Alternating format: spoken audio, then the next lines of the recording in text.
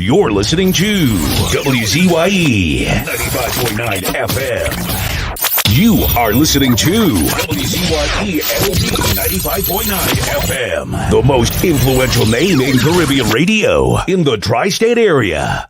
Broadcasting from East Orange, New Jersey, the most influential name in Caribbean radio, WZYE 95.9 FM.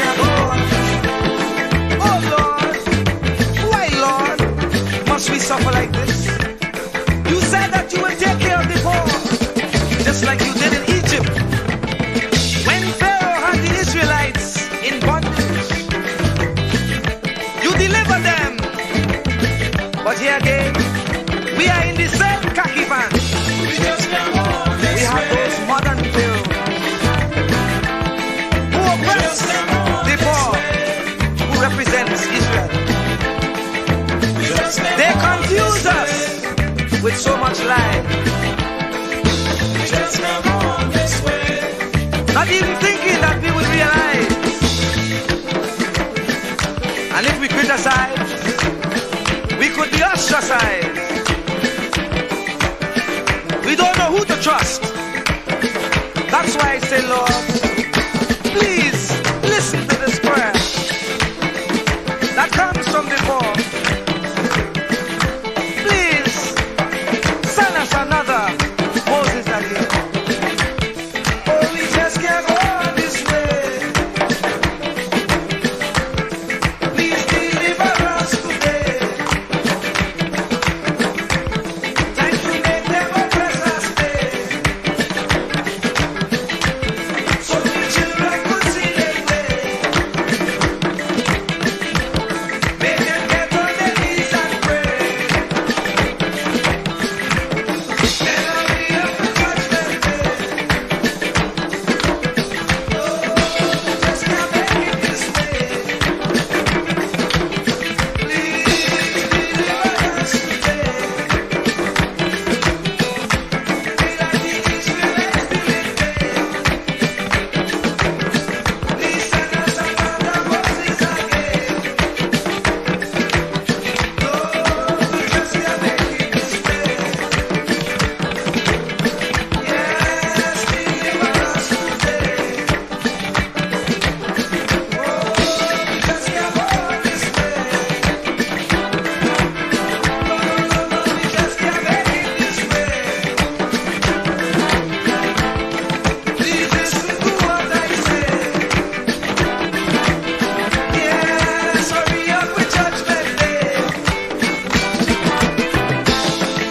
We just can't make it this way. No, we just can't make it this way. Must we get old and gray? And the children can't see their way.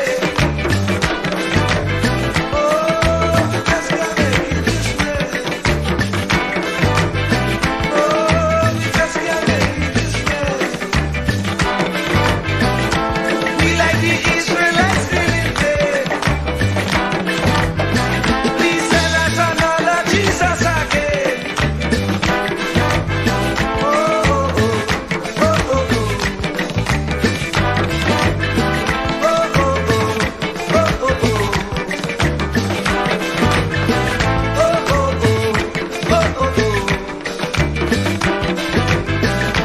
oh, oh,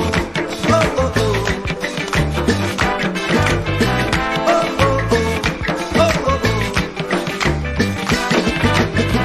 Lord, we just can't go this way. Lord, we just can't make it this way. No, no, no, no, we just can't go this way.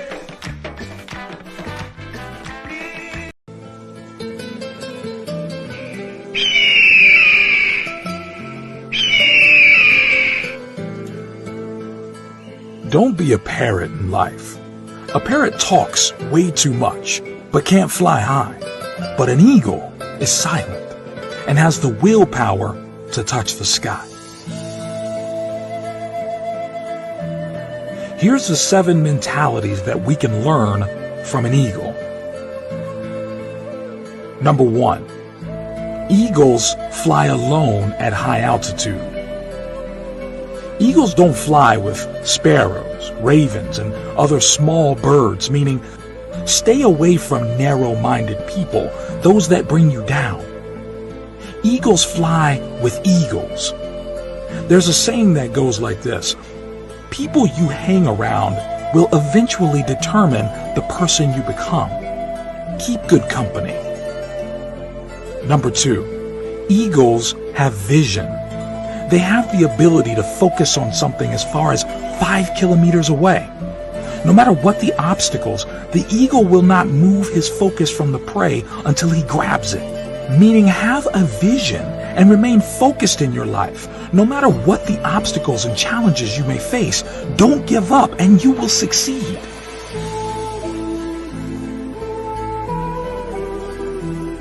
Number 3, eagles are fearless.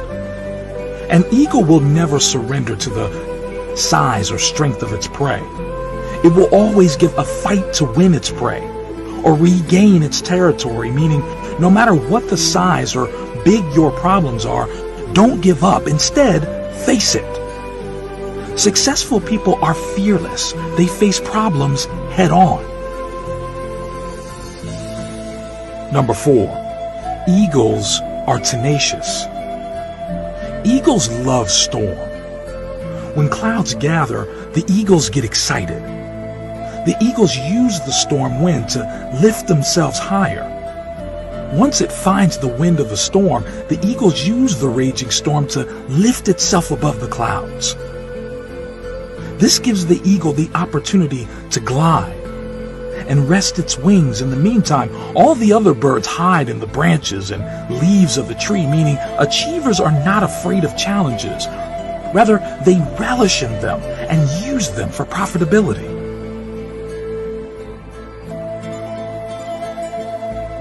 Number 5, eagles never eat dead things.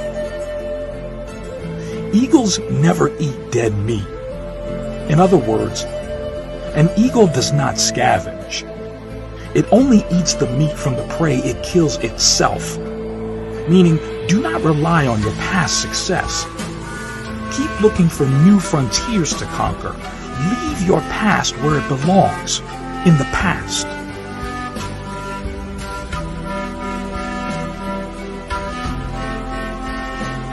Number 6, eagles prepare for training. They remove the feather and the soft grass in the nest so that the young ones get uncomfortable in preparation for flying.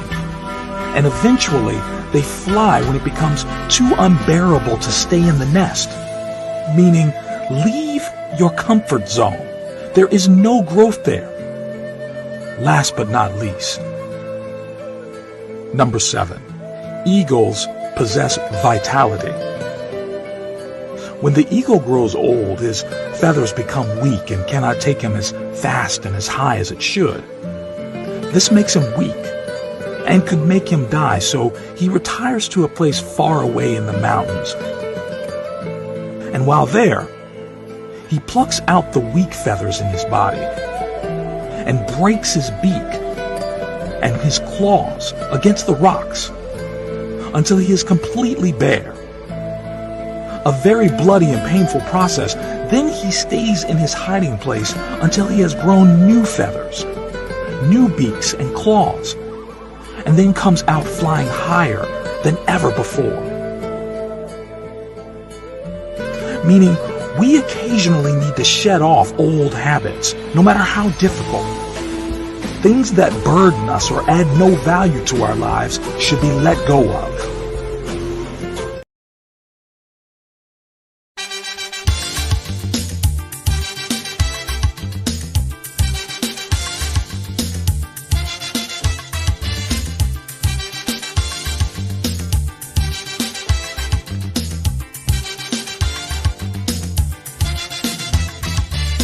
You get up one morning, your elders have something.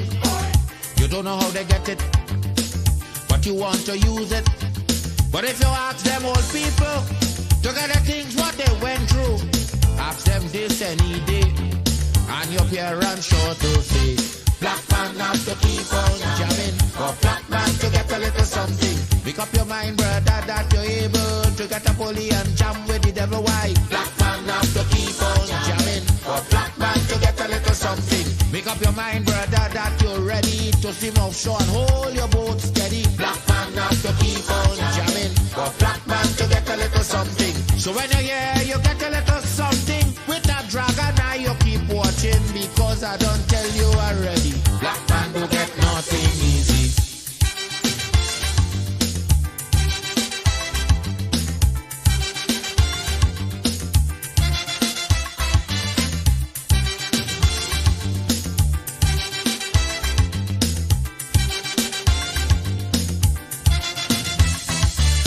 Say you get up one morning, and oil money running. How it come you don't know, so that it can how the thing go.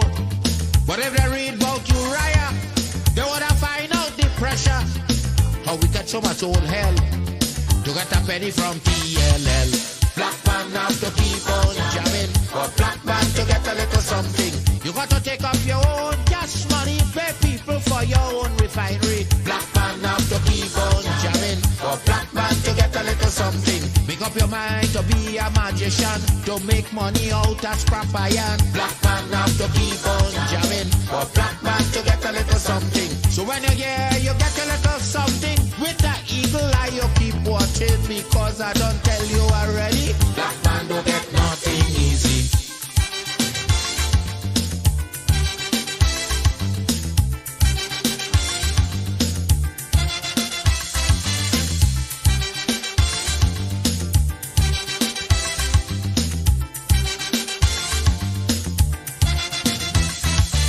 I say we got up one morning, independence happening, getting the thing come easy. Now they're taking liberty, but if they know about petition, we are to send to England for some woman to tell we in this colony free. Black man have to keep on jabbing, for black man to get a little something. You got to go to conference in England to get independence in your own land. Black man have to keep on jamming, for black man to get a little something. People hold you, humiliate you, turn on and sell you, and then they free you. Black man have to keep on jamming, for black man to get a little something. So when you hear you get a little something, with that dragon eye you keep watching, because I don't tell you already, black man don't get nothing easy.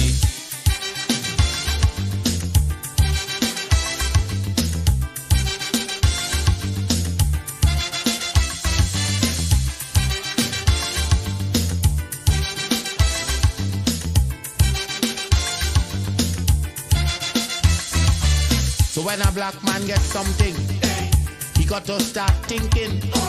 To get it there easy, he got to practice economy. From getting licks from the slave master to become the land owner, brother, is a terrible journey, packed with plenty brutality. Black man have to keep on jamming, for black man to get a little something. You got to rise up, you got to stand up, make up your mind, you will always stay on top. Black man have to keep on jamming, for black man to get a little something. You got to go to conference in England to get independence in your own land. Black man have to keep on jamming, for black man to get a little something. You got to take up your own cash money, pay people for your own refinery. Black man have to keep on jamming, for black man to get a little something. Make up your mind to be a magician, to make money out of scrap iron. Black man have to keep on jamming, for black man to get a little something.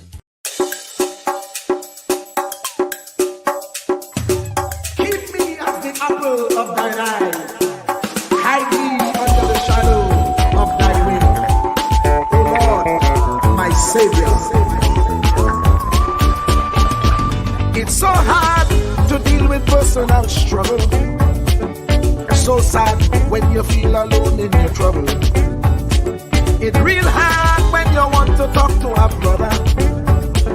It's so bad because of how some look at you after. So Jesus, come and be while you fix it. Come and be while you fix it. Come and be while you fix it. Jesus, come and be.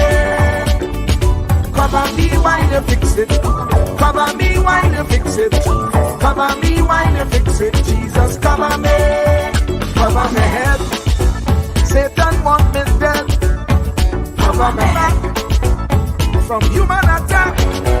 So Jesus, come and be while you fix it. Come and be while you fix it. Jesus, come and be while you fix it. Jesus, come and be. People see you smile, but don't know the hurt that you're feeling.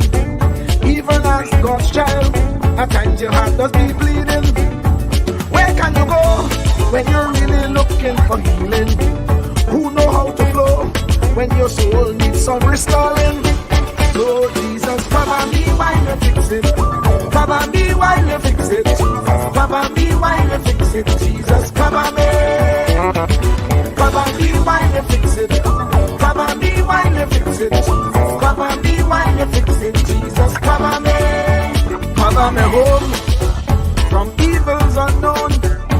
Cover my feet so I'll never retreat. Cover me while you fix it, Jesus. Cover me while you fix it, Jesus. Cover me.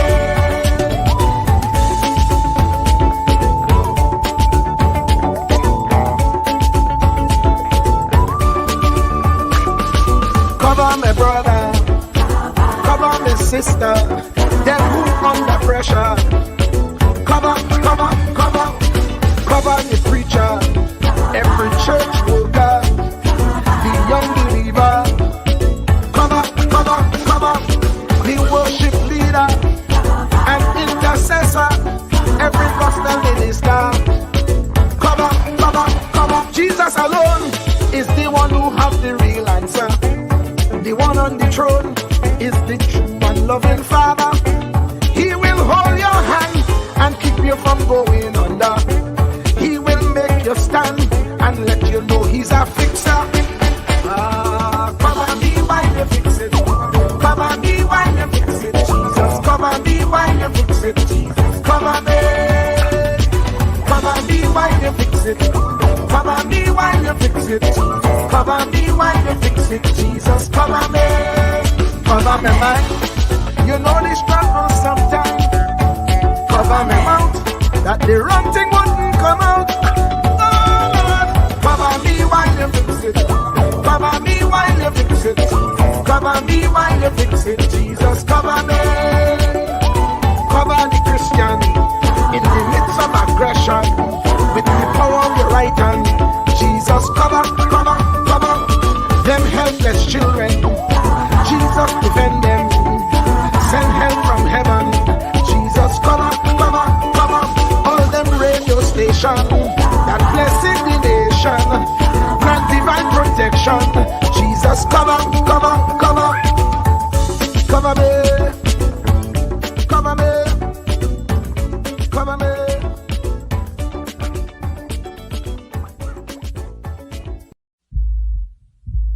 Truer words were never spoken. The less you associate with some people, the more your life will improve. Anytime you tolerate mediocrity in others, it increases your mediocrity. An important attribute in successful people is their impatience with negative thinking and negative acting people. As you grow, your associates will change. Some of your friends will not want you to go on. They will want you to stay where they are. Friends that don't help you climb will want you to crawl. Your friends will stretch your vision or choke your dream. Those that don't increase you will eventually decrease you. Consider this. Never receive counsel from unproductive people. Never discuss your problems with someone incapable of contributing to the solution, because those who never succeed themselves are always first to tell you how. Not everyone has a right to speak into your life. You are certain to get the worst of the bargain when you exchange ideas with the wrong person.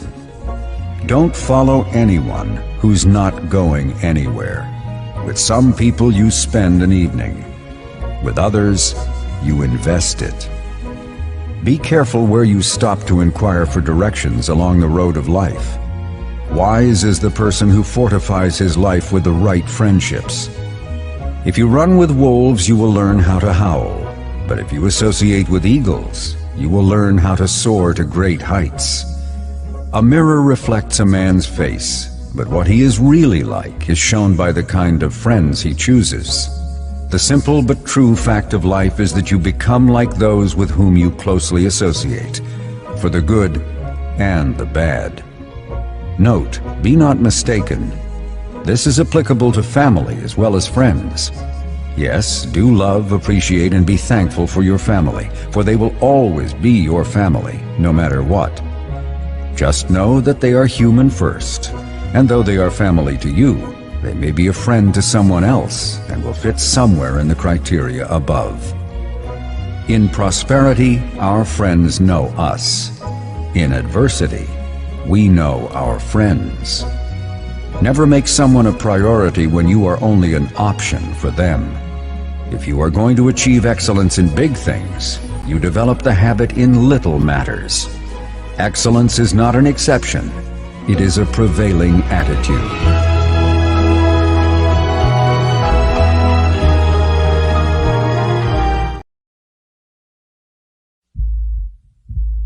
Truer words were never spoken. The less you associate with some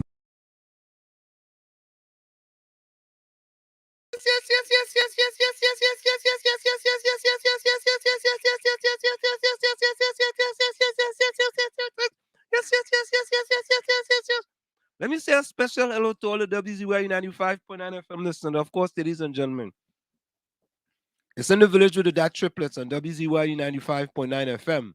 And of course, ladies and gentlemen, we come to you every Tuesday, Thursday, and Saturday from 7 to 10 p.m. And don't forget, now every Mondays from 7 to 9 p.m. on 91.9 FM, streaming live on 91.9 FM and on WZYE 95.9 FM as well. We welcome each and every one. Doesn't matter what color t-shirt you wear. You wear a mauve t-shirt, you wear a purple t-shirt, you wear a burgundy t-shirt, you wear a maroon t-shirt. Each and every one is welcome in the village with the DAT Triplets on WZYE 95.9 FM. Doesn't matter what planet you're from Mazatania, Xenorania, Sonoranius. Each and every one is welcome in the village with the DAT Triplets on WZYE 95.9 FM. And you know we started thing here in the village. It have our place, WZYE, where they treat you like friends and family. So if you're looking for a place to belong, look like we had to start it that have over. our Let me place, try that WZYE, where they treat you like friends and family. So if you're looking for a place to belong, going WZYE, you could come along. If you have haste, do come with me. We do have DAT on WZYE, Santa Meditate. One and only the love doctor, boy. The love doctor himself, Dr. Rennie Muhammad, live and direct in the village on WZYE 95.9 FM. And let me bring in 1/3 of the DAT Triplets. No other than my friend, my Salibanian friend, my Marabilianian friend that went to Palaseco Government Secondary. I know I'm giving out his information, but you okay with it? The man who was the commissioner in Newark for 8 years. I think he said that, it's 8 or 10 years. Yeah, I think he said that. 2 terms, 4 and 4. 8 years, 8 years. No other than the one and only Thomas E. Marshall Nisbet, boy. Tommy, welcome. Good evening to everybody in the village, and especially to you, Dr. Wall Street. Yeah. So, 1, 2, 3, 4, 5, 6. All right. Yeah. Let me say a special hello, Tommy. So, Tommy. Yes, indeed. It's always a great day when we could come in the village and talk and bring facts, not fiction, and talk truth to power, because that's all we just talking is truth to power. Only truth to power. Only truth to power. Yeah. And Tommy, have you seen? Tommy, we really don't talk about. We don't highlight the murders in Trinidad and Tobago here, right? No, we that's not our focus, because we know you can get distracted easily if you start focusing on that primarily. Right. So we don't really focus on that. But Tommy, I'm just wondering, what is the mindset of 3 individuals in Trinidad and Tobago who have something to do with crime, and it seemed like if they use Sugar Aloe's song, not one word. And Tommy, do you believe that Prime Minister Rowley should have called a press conference with the Minister of National Security, Fitzgerald Hines, and the Commissioner of Police, Earl Christopher, to talk about that? Oh God, man. Tommy, I don't know how to put it. What happened with that mother and those children that she lost? Don't you think they could have some kind of sympathy. I mean, I'm sure they may have contacted her privately. But I think reaching out to the public and telling the public, you know, I know you spoke something about it at the UN Assembly, but I believe that their silence is deafening. I don't know what you have to say. What you think? You know, that incident traumatized the entire nation. Correct. So when there's trauma, there's need for what? Well, I mean, there's need for um to console people. People need Right? some Even rehabilitation. You all know, of that, but they need consoling as well. You know what I mean? so it has to be addressed in a serious manner. But then again, how serious are they about what's really going on the crime scene? How serious are they? I have to say, I I haven't seen. I haven't seen. Tommy, you know, you must say what you want about Gary Griffith when he was commissioner of police. You know, almost every week he used to have a press conference. Do you remember that? Of course. Remember I called him Motormouth?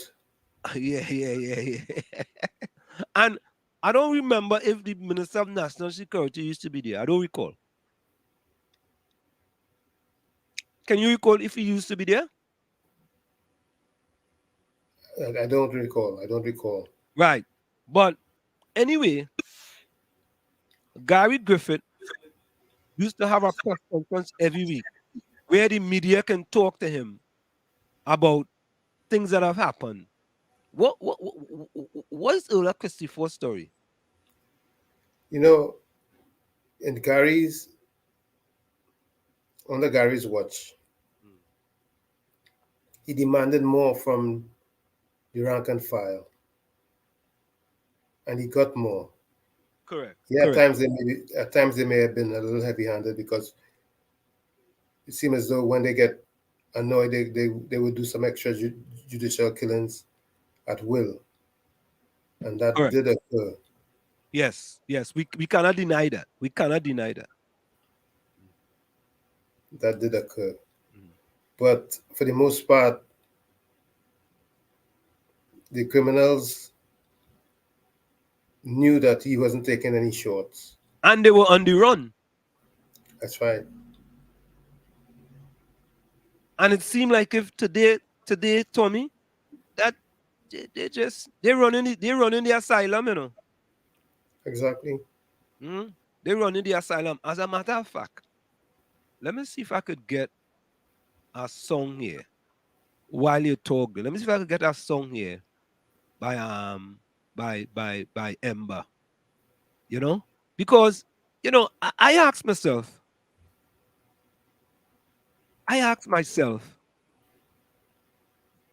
what is going on in the country that I'm not hearing from Prime Minister Ola Christopher and Fitzgerald Hines. And mind you, Tommy, I have said, and I'm going to say it again, that Fitzgerald Hines is an abysmal failure. The good thing about him is that he has been consistently failing the people of Trinidad and Tobago, if that's a good thing. You know, I always say when you are consistent in your behavior, I can't argue with you. But he has been consistently failing the people of Trinidad and Tobago.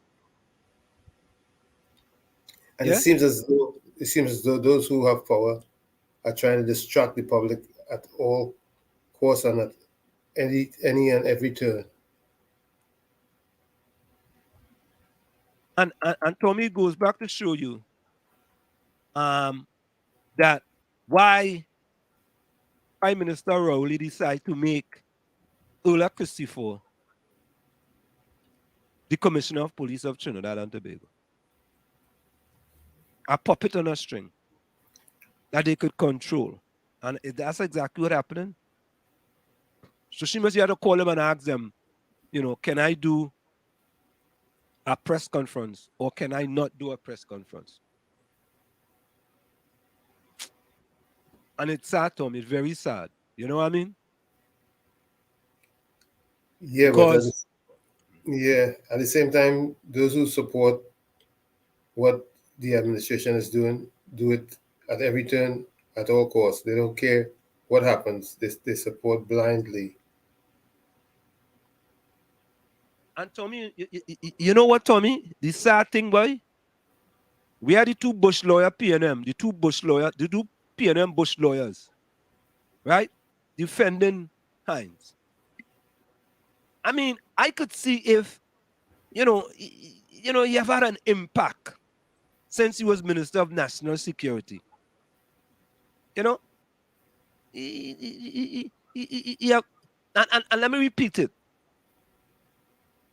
Fitzgerald Hines have been an abysmal failure. And as the ministers in Trinidad and Tobago, the face of failure is first Prime Minister Rowley and second Fitzgerald Hines. Because remember, Prime Minister Rowley select Fitzgerald Hines to be the member of Parliament for Laventille West, the member of the Minister for Public Utilities, the Minister for Works, and now the Minister of National Security. But I was thinking that regardless of who's in power in Trinidad, the underworld seems to run Trinidad. Yeah, but Tommy, I hear you. Because under the prior administration, they had some challenges to where they had to even call a state of emergency, and they locked up a lot of people, and the whole thing got out of control, and it was a cost to the nation eventually that is probably still occurring today, because I'm sure all the matters haven't been resolved fully.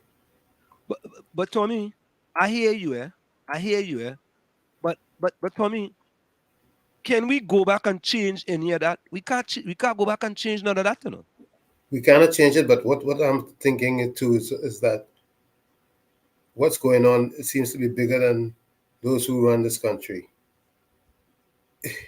So why we are them in power? You get what I'm saying? Well,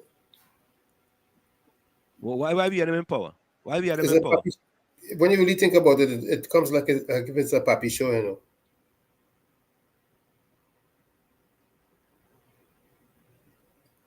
Think about it deep. Think about it deep. It seems as though it's a papi show because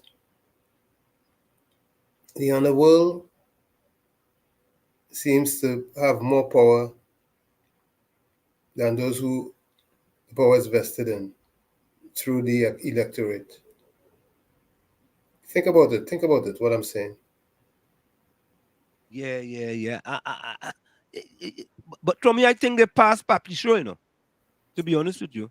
Because even in the underworld, you have people who are in law enforcement as part of that clip. I'm probably talking a little too much, right? No.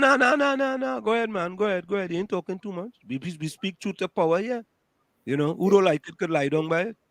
Because we have to be realistic. We have to be realistic. I was listening to one report on that particular crime, that heinous crime that just occurred that we're talking about. Yeah. And it was being said that the spent shells bore marks showing that it's government issue. I heard that allegations to that.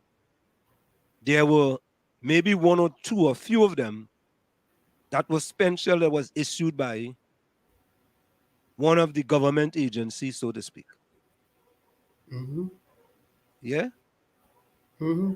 So Tommy, you know what it is anyway. Let Ember come and tell them, because Ember sing a song for we.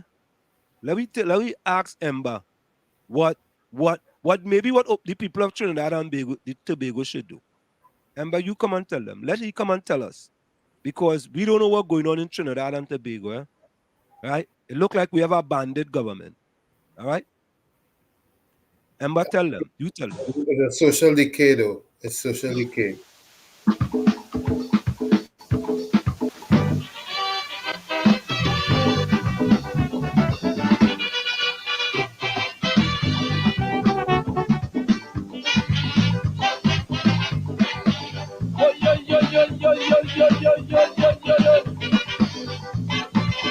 Bandits killing people like chicken,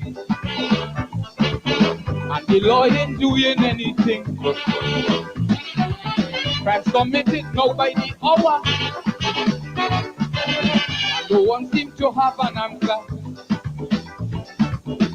So I come up with a solution to fight the crime situation. The minister, open your head and listen to my little idea. Put me in jail and leave the bandits free. But this will we guarantee it. Put me in jail and leave the bandits free. No longer would we have to worry. In jail we get in protection, free food, medical attention, while justice sleeping, so to speak. Bandits how they play. Put me in jail and leave the bandits free. Go jail them, go jail them. Put me in jail and leave the bandits free. Just leave them to play.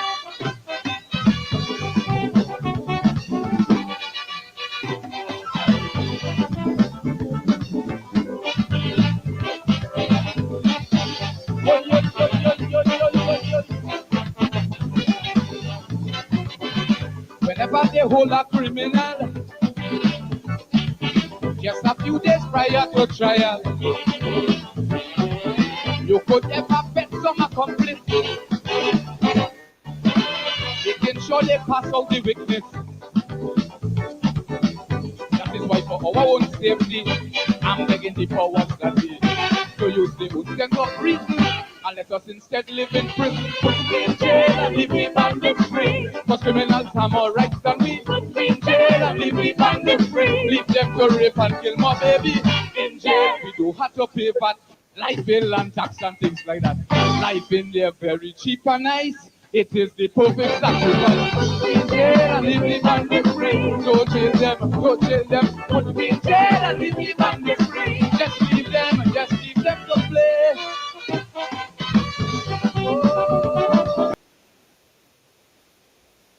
Now, human beings did that, or what we consider somehow to be people did that to people.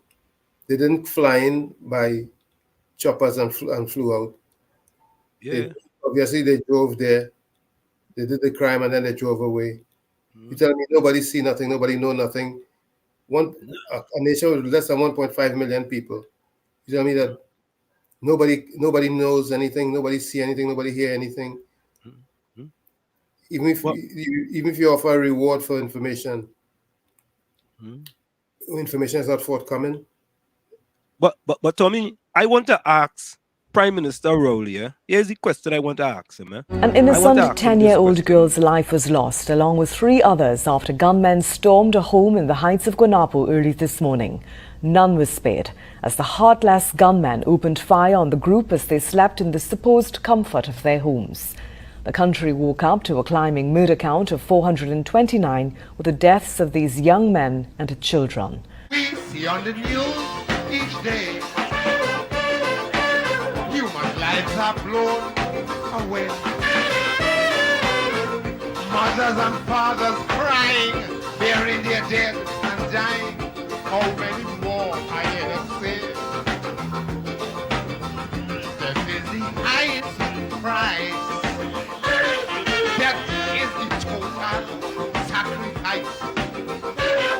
Yet I just beg me, Father, each day, tell me, Father, tell me, how many more must die? How many more must die? How many more must die?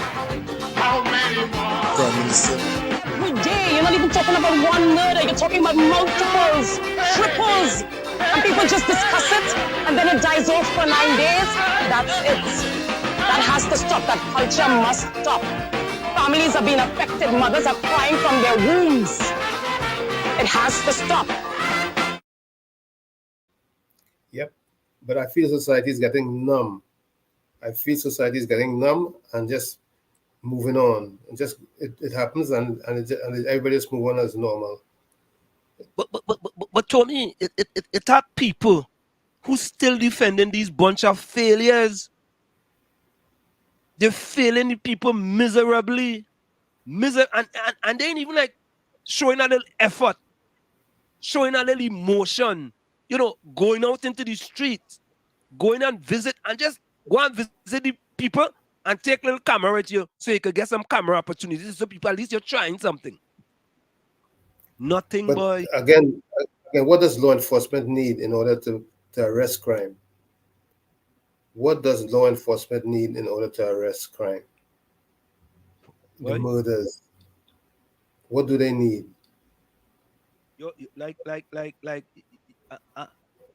have solutions for that too. I just gotta look. Tommy, these days, I'll be honest with you. These days, in my spare time, I just sitting down and coming up with some solutions to the problems that we have in Trinidad and Tobago. Because it seemed to me like Prime Minister Rowley, and Tommy, you're saying impeccable with your words, yeah? Mm-hmm. But I'm just wondering if I ain't gonna say that. I know you're doing a lot of brainstorming, I recognize that. You're doing a lot of brainstorming. But the same way you're doing it is those who are paid to keep the society safe should be brainstorming feverishly at the time. So Tommy, you know what?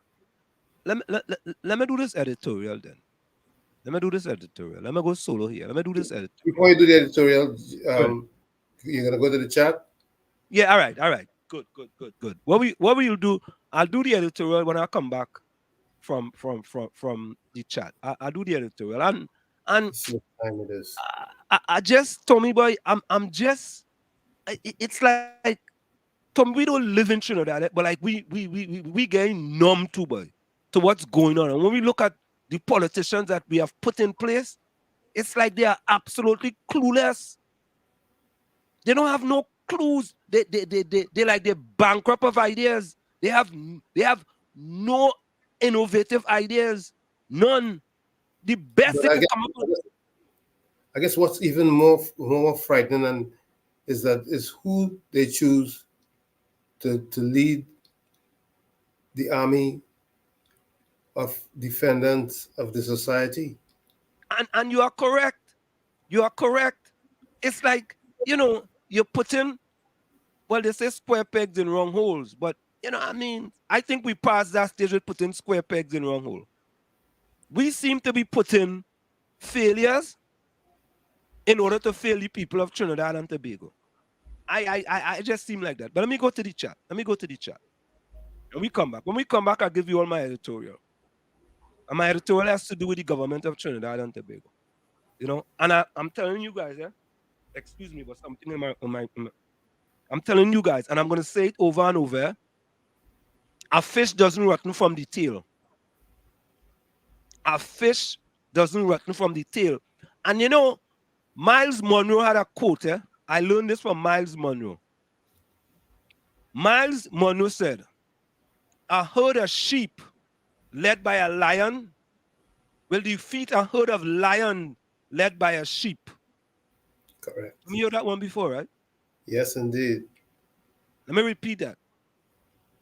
A herd of sheep led by a lion will defeat a herd of lions led by a sheep.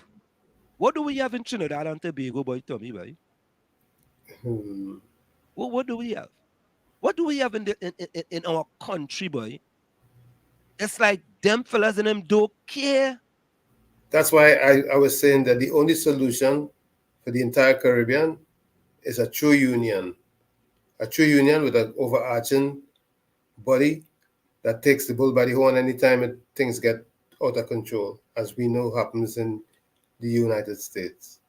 When the FBI come in, it's good night, Irene.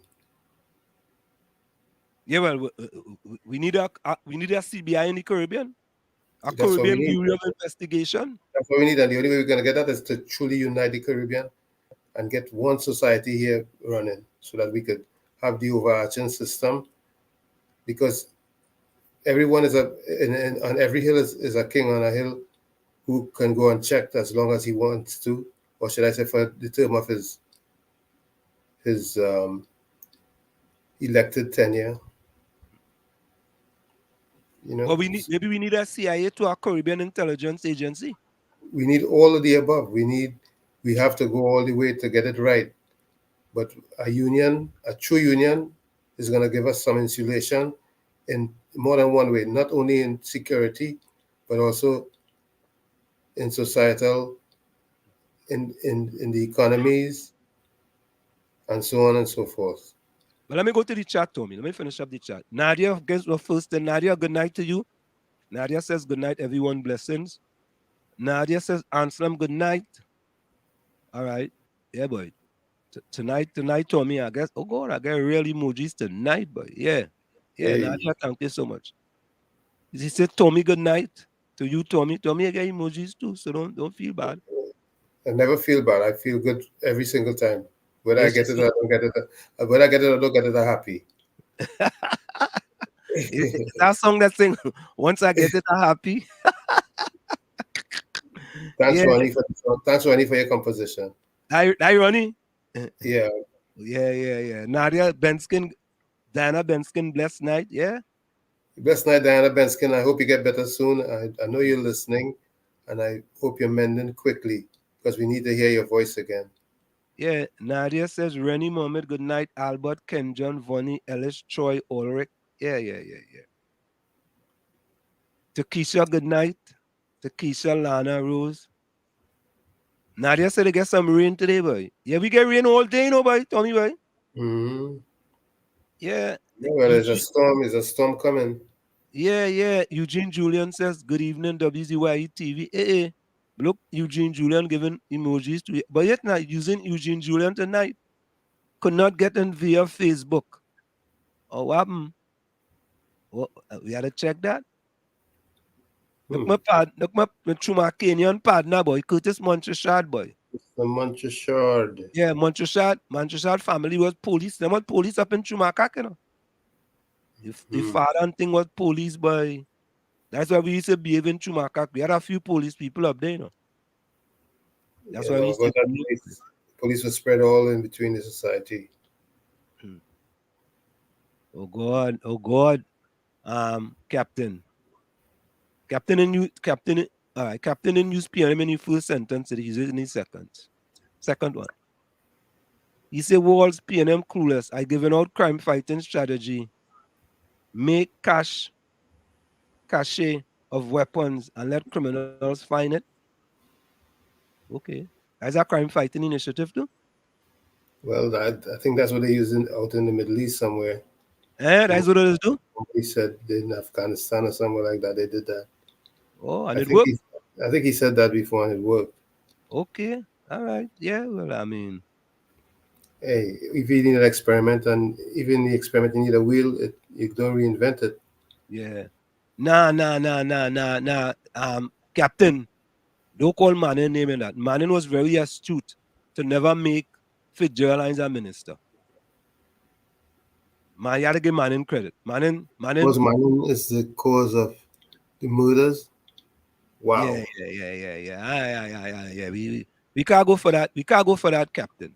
Manning was very astute to never make Fitzgerald Hines a minister in Trinidad and Tobago. Prime Minister Rowley have him run 3 ministries already. And guess what? What's the best ministries? We cannot blame any of the administrations for the cause of the crime. All we want for them to do is to have things in place to protect the citizenry. We're not saying that they're causing the crime. What we're saying is that they are not providing the right solutions to the crime.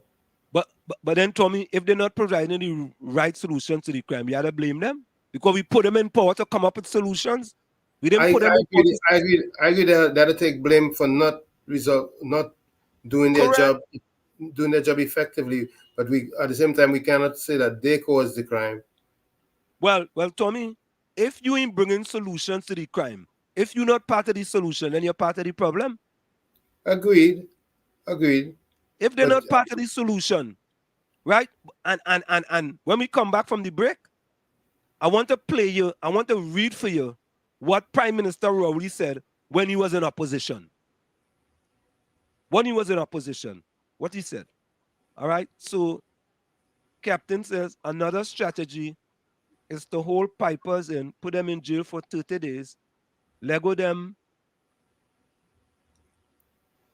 1,000 TT, follow them, and you'll find all the pushers.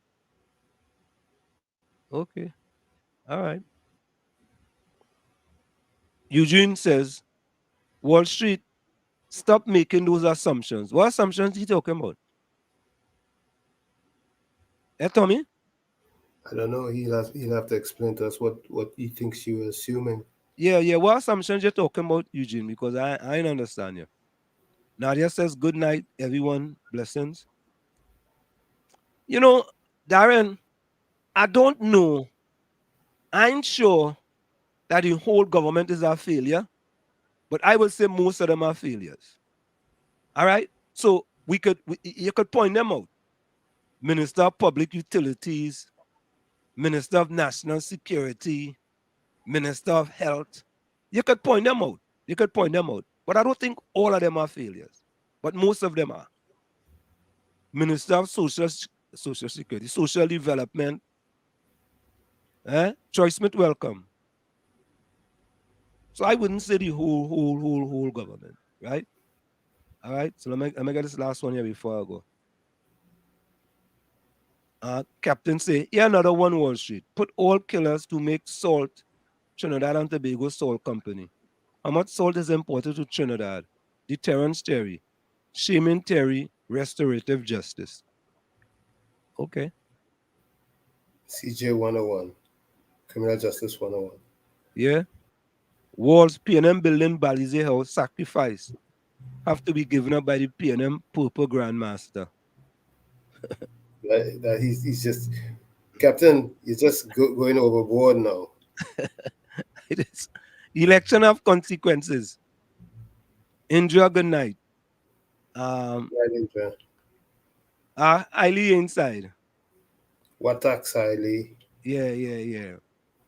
Hailey say, that guys Calypso making sense and some lock up the citizens and let the bandit free. Yeah, because you're safer in jail. But every citizen living in jail right now, everybody have burglar bars on their house. That's what it is. You know, and the bandit free. But the man knew he was talking about. Indra says you have to blame the present administration. They are there for 8 years and did everything to make crime worse. So, folks, let's go for a quick station identification. It's in the village with the DAT Triplets on WZYE 95.9 FM. Stick and stay. We'll be right back after this short message. It's Tommy, Wall Street, and you in the village on WZYE 95.9 FM. You're listening to WZYE 95.9 FM. You are listening to WZYE 95.9 FM, the most influential name in Caribbean radio in the tri-state area. Broadcasting from East Orange, New Jersey, the most influential name in Caribbean radio, WZYE 95.9 FM.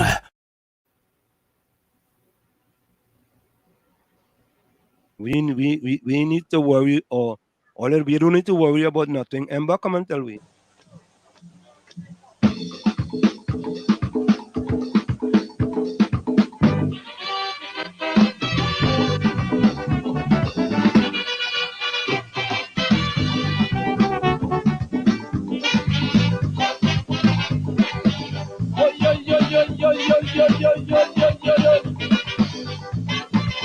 Bandits killing people like chicken,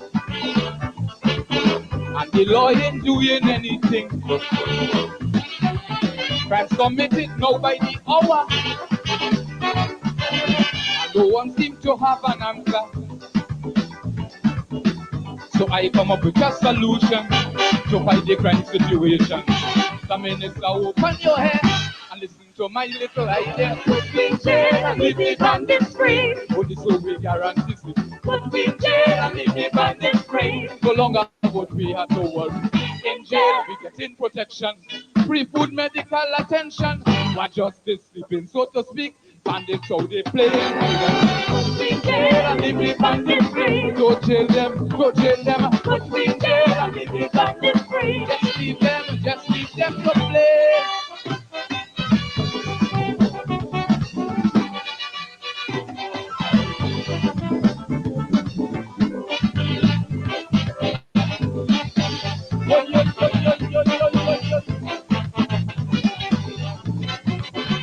Whenever they hold a criminal, just a few days prior to trial, you could ever bet some accomplice. They can surely pass out the witness. That is why for our own safety, I'm begging the powers that be to use the good sense of reason and let us instead live in prison. Put me in jail and leave me bandits free. Cause criminals have more rights than we. Put me in jail and leave me bandits free. Leave them to rape and kill my baby. In jail we do have to pay VAT, life bill and tax and things like that. Life in there very cheap and nice. It is the perfect sacrifice. Put me in jail and leave me bandits free. Go jail them, go jail them. Put me in jail and leave me bandits free. Just leave them to play.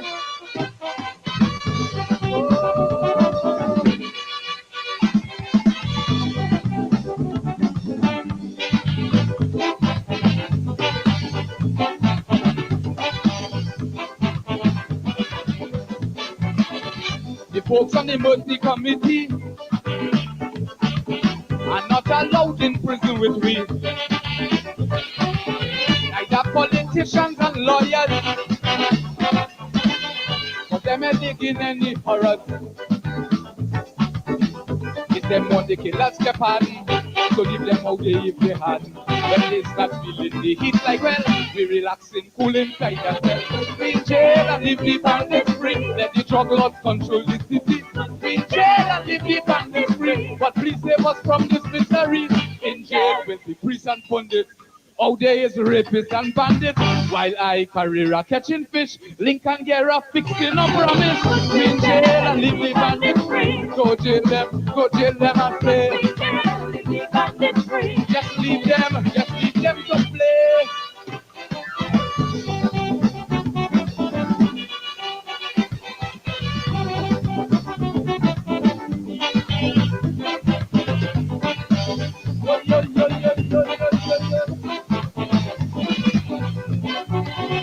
Anytime they read a death warrant,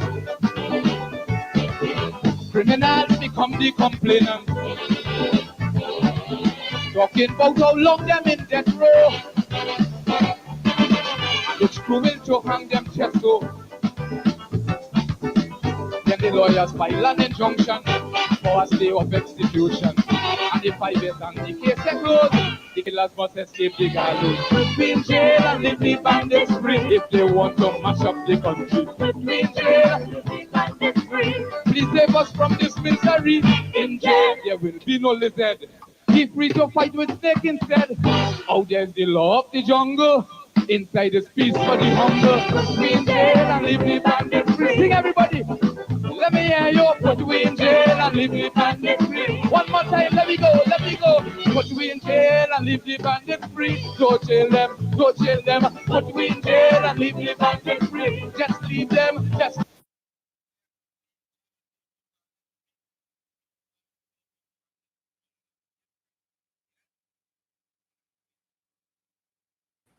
Video froze.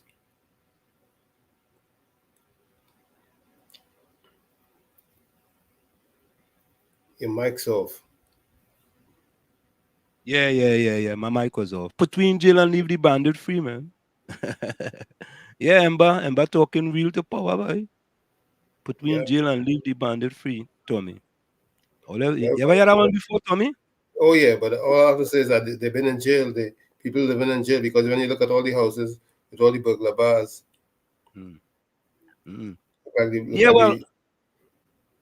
Go ahead, Tommy.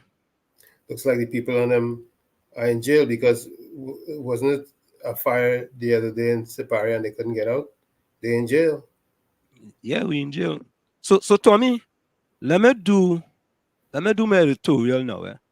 Go ahead. I'm gonna do the editorial now, and I'm gonna go solo here so I could do this editorial here. You know, I like to do editorial. I like to sit down and do my editorial. Right? So folks, here's my editorial.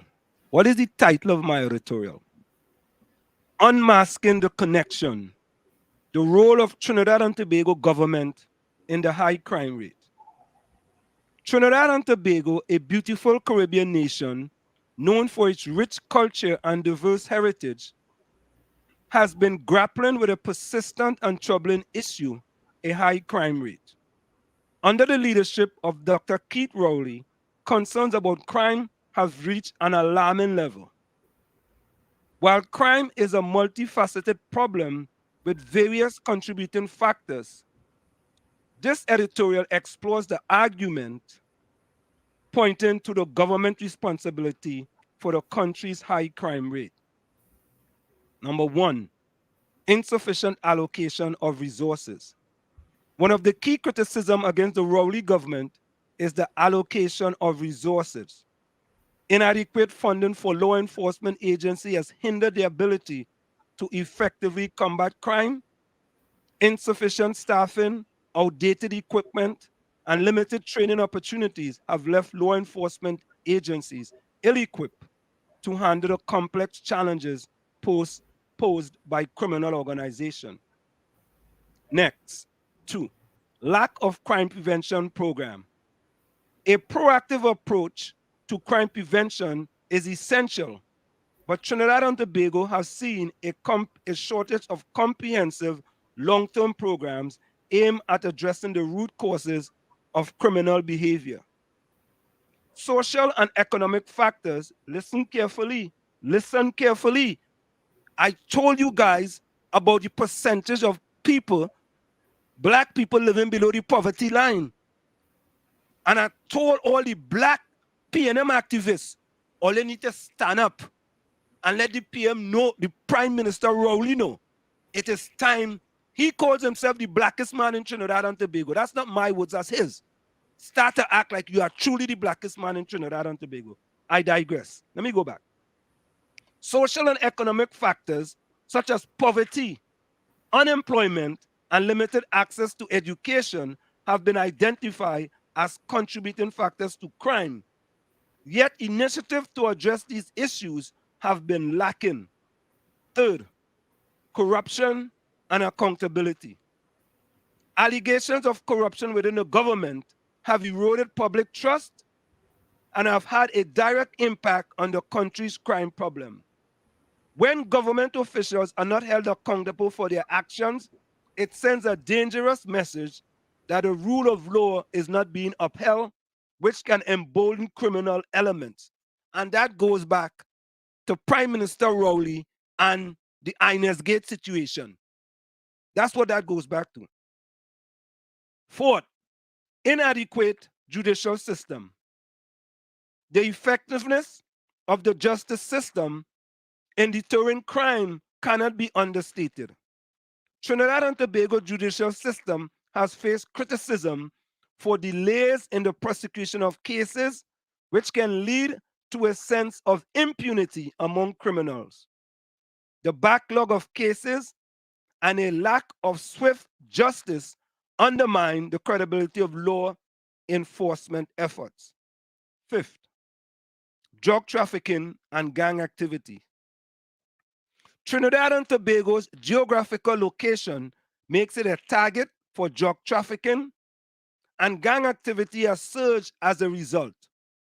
The government's failure to adequately address these issues have allowed criminal organizations to flourish, increasing the crime problem. Fifth, this is fifth. Failure to engage the community. Listen again, failure to engage the community. I've said a solution to part of the problem in Trinidad and Tobago is to have recreation department at all 41 constituencies. But all they don't want to listen, we just be running remote out here in America, and we don't live in Trinidad and Tobago. Failure to engage the community. A critical aspect of crime prevention is community engagement. Unfortunately, the government has struggled to build strong partnership with communities, leaving residents feeling disconnected and disenfranchised. A lack of trust between law enforcement agencies and the public hampers efforts to gather vital information and intelligence. So, what's the conclusion? While crime is a complex issue with no easy solution, it is essential to examine the role of government in addressing the problem. Under the leadership of Dr. Keith Rowley, Trinidad and Tobago government has faced mounting criticism for its handling of crime-related issues. The insufficient allocation of resources, a lack of comprehensive crime prevention program, allegation of corruption, an inadequate judicial system, and a failure to engage communities have all contributed to the high crime rate in the country. It is imperative for the government to acknowledge its role in this crisis and take immediate action to rectify these issues. Collaboration with law enforcement agencies, the judiciary, and the community is crucial in addressing the root cause of crime and establishing a safer, more secure Trinidad and Tobago for all its citizens. There you have it. Very good. I want you to read that editorial on Monday's program. Yes. Yes. Of course. Because the solutions that you've posed are very practical solutions. And Tommy, when we say we originate, we don't imitate. When we come here and talk about, we're not coming here to blast the government or to lambaste the government or because this and because that. We come in, we put in the facts on the table and we put in solutions on the table. When I listen to programs in Trinidad, Tommy, I don't hear, well, let me just say that. It's not a lot of solutions put in on the table. Not a lot of solutions they put on the table. Right? And that is sad. Captain says, UNC bar talk a blimp. Blimps are one of the best surveillance tool in the intelligence arsenal. You Captain, I doesn't know where Captain does be. Captain need to be a gymnast, It's but when you really think about it, both options for governance in Trinidad are lacking in the worst way, That's why sometimes I say the problem is not with the government is the voters. Yeah, well, Tommy, I agree with you. But once they put the government into power, right, they should hold them accountable. But they don't, because it's my party, and I'm not paying them till they're dead. I don't get, for the life of me, I don't understand how you supporting a party and you saying, and you telling them, I is your party till I dead. So don't care what they do. Don't care what they do. They abuse you. They abuse you. Mental abuse, emotional abuse, economic abuse. Use them till you're dead. And it's the same in both lights, because A is either I'm A or I'm B. If it A is B, C would never see the light of day, even though C may have the solution. But Tommy, and on Monday I go talk about this too. Tommy, you would not believe the difference between the unemployment rate from 2010 to 2015 under the UNC. I do believe. I will believe. You will? I will believe, because I was there. I will believe. So you already know where I'm heading. Exactly, I know exactly where you're heading. And I know the economy was much more stimulated from 2010 to 2015 than it was after that era or that period. Tommy, let me see. And I'm doing a lot, and because you guys are getting a lot here with respect to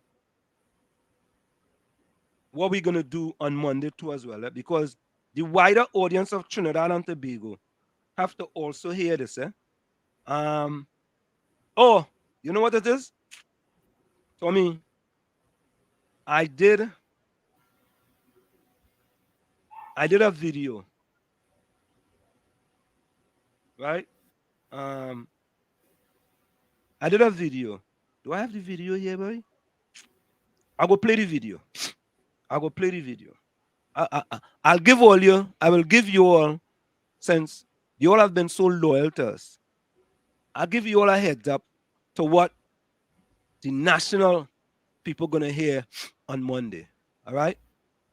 Let me see if I did I add that today, boy. Let me see something, Tommy. I don't think I added to my my WhatsApp. Let me see something. Yeah, I think, Tommy, you're onto something. You are onto something. No, I did not add it there, Tommy. Let me add it to WhatsApp here. Let me add up to WhatsApp here. Let me add it. Yeah, because Tommy, The economy go ahead. did well.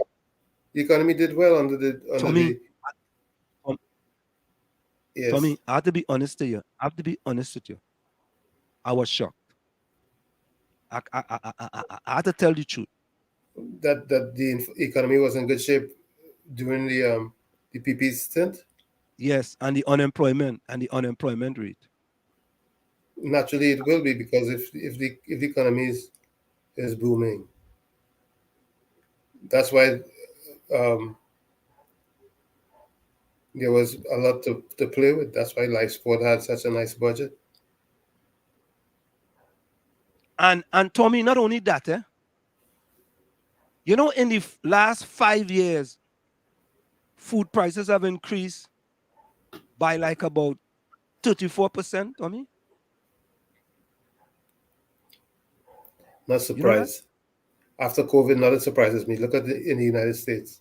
No, the last 5 years, not just after COVID, Remember, we in 2023, so it was pre-COVID Yes. as well. Right? Well, it started going up in pre-COVID, but COVID had it go hyper. Yeah. I'm looking for it here, Tommy. That is.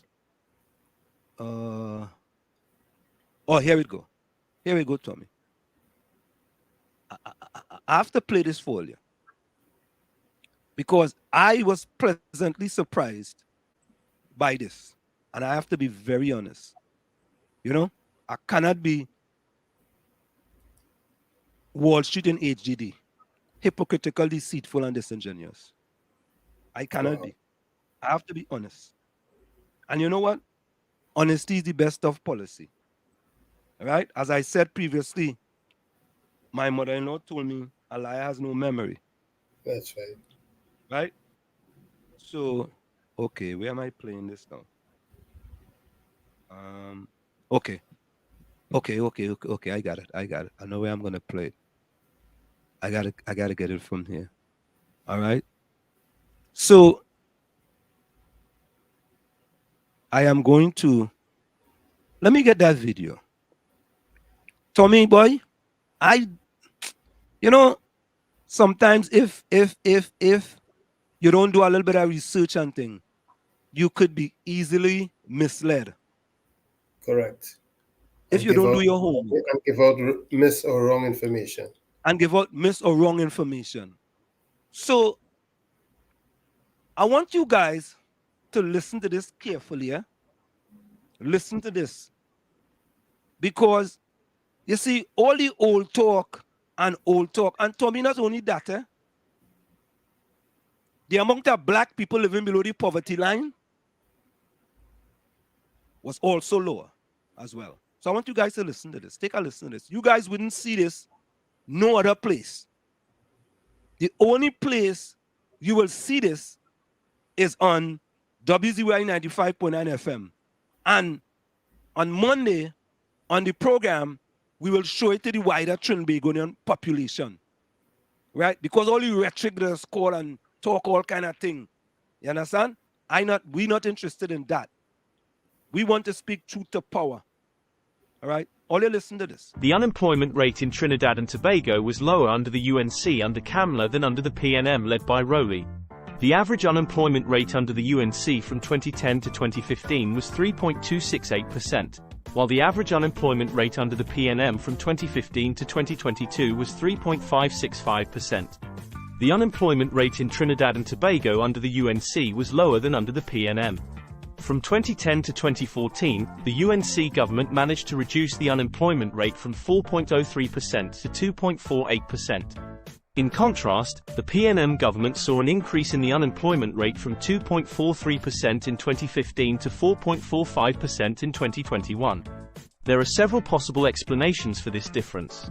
One possibility is that the UNC government implemented more effective policies to reduce unemployment. For example, the UNC government invested heavily in education and training, which helped to create a more skilled workforce. The UNC government also implemented several programs to promote entrepreneurship and small business development. Another possibility is that the global economy was stronger during the UNC's term in office. This would have led to higher demand for Trinidadian goods and services, which would have boosted employment. Finally, it is also possible that the difference in unemployment rates is due to a combination of factors, such as government policies, economic conditions, and demographic trends. Conclusion. Regardless of the specific reasons for the difference, the data clearly shows that the unemployment rate was lower under the UNC than under the PNM. This suggests that the UNC government was more effective in managing the economy and reducing unemployment.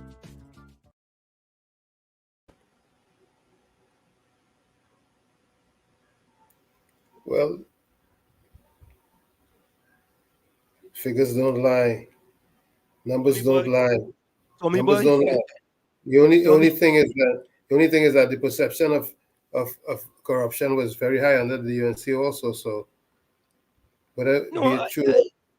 yeah, but yeah, Tommy, I am not going to. That's why they weren't given a second chance. Yes, but Tommy, what was kind of telling to me, Tommy boy, is that when you listen to all this stuff that Kamala and them supposed to have done, yes, there was corruption under the UNC. There's corruption under the PNM. All of them. But Tommy, and we have a next one too, and the only place you guys are gonna hear that is on WZYE 95.9 FM here, right? Because we haven't released that video no other place. And we just do research. We don't just come and talk stuff.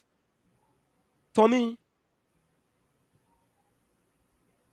And we have food prices too, Do you want food prices too, Tommy boy, when I start to do that research and start to figure it out, I say, wait. And the sad part about it, Tommy, is that for 45 years, we have had a black government in Trinidad and Tobago. And for the last 8 years, we have had a man, Prime Minister Rowley, who told people he could be the blackest man in Trinidad and Tobago. And is more people living below the poverty line in the history of Trinidad and Tobago in 2023. Anyway, he was described as being black on the outside. Why? Also. I don't know, boy. I don't know, Tommy. I don't know. Huh? Yeah? Well, Darren, there are similar things that Tommy just stated that happen under the UNC and under the PNM. But I don't understand why the people in the UNC don't do this kind of research. I don't understand, Tommy. Right. Shouldn't they be doing their homework? Because they say all kind of thing. I just fed up and hear them on the radio talking about Kamala. And I'm not here to talk about Kamala, you know. We are here to make a comparison of how it is now with the facts and how it was back then. Facts.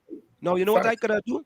I could have sweep that under the rug and say, nah boy, that ain't gonna make the PNM look good. Yeah? But so people can't say UNC and PNM is the same. No. There are similarities in certain things that they have done, but there are many, many, many differences. Many, many differences. Right? They just are the wrong people in certain places. Yeah? So Ali said, and some of the treasury have no money. Every time we have an election, where are these politician financiers and their friends get their money from? In my opinion, I do believe drugs plays a part. You ask and answers. Highly go to the head of the class. Yeah, go to the head of the class. So me and Gene thinking just like you, boy. Me and Gene say, Wall Street, please read the editorial Monday night. But me and Gene, and we appreciate you guys in here. So we giving you guys first dibs. We letting you guys hear first before we go and tell them, oh God, Tommy, you ready to get cussed on Monday? Well, boy, we have to deal with what comes, because at the end of the day, it's truth to power. That's all we're talking. That's all we're talking. We're in business about nothing but national pride, nationalism, patriotism, country first, citizens' rights, and truth. Yeah, that's all we're interested in. We're interested in speaking truth to power, and we're interested in awakening the sleeping, red sunglasses wearing. All right, let me stop it right there. Whether the red sunglasses or the drinking passion fruit juice. Well, some of them some does drink passion, and some does wear red sunglasses, and some does have their head in under the red sun, the red proverbial sun. You know what I'm saying? Mm-hmm. We don't care who it is. We just want them to know the truth. And that is it. We speaking truth to power. That's it. You understand? If you all don't want to hear the truth, that is up to all you. You know? We only gonna bring the truth for all you. Troy Smith said TT is washed with blight. Oh God.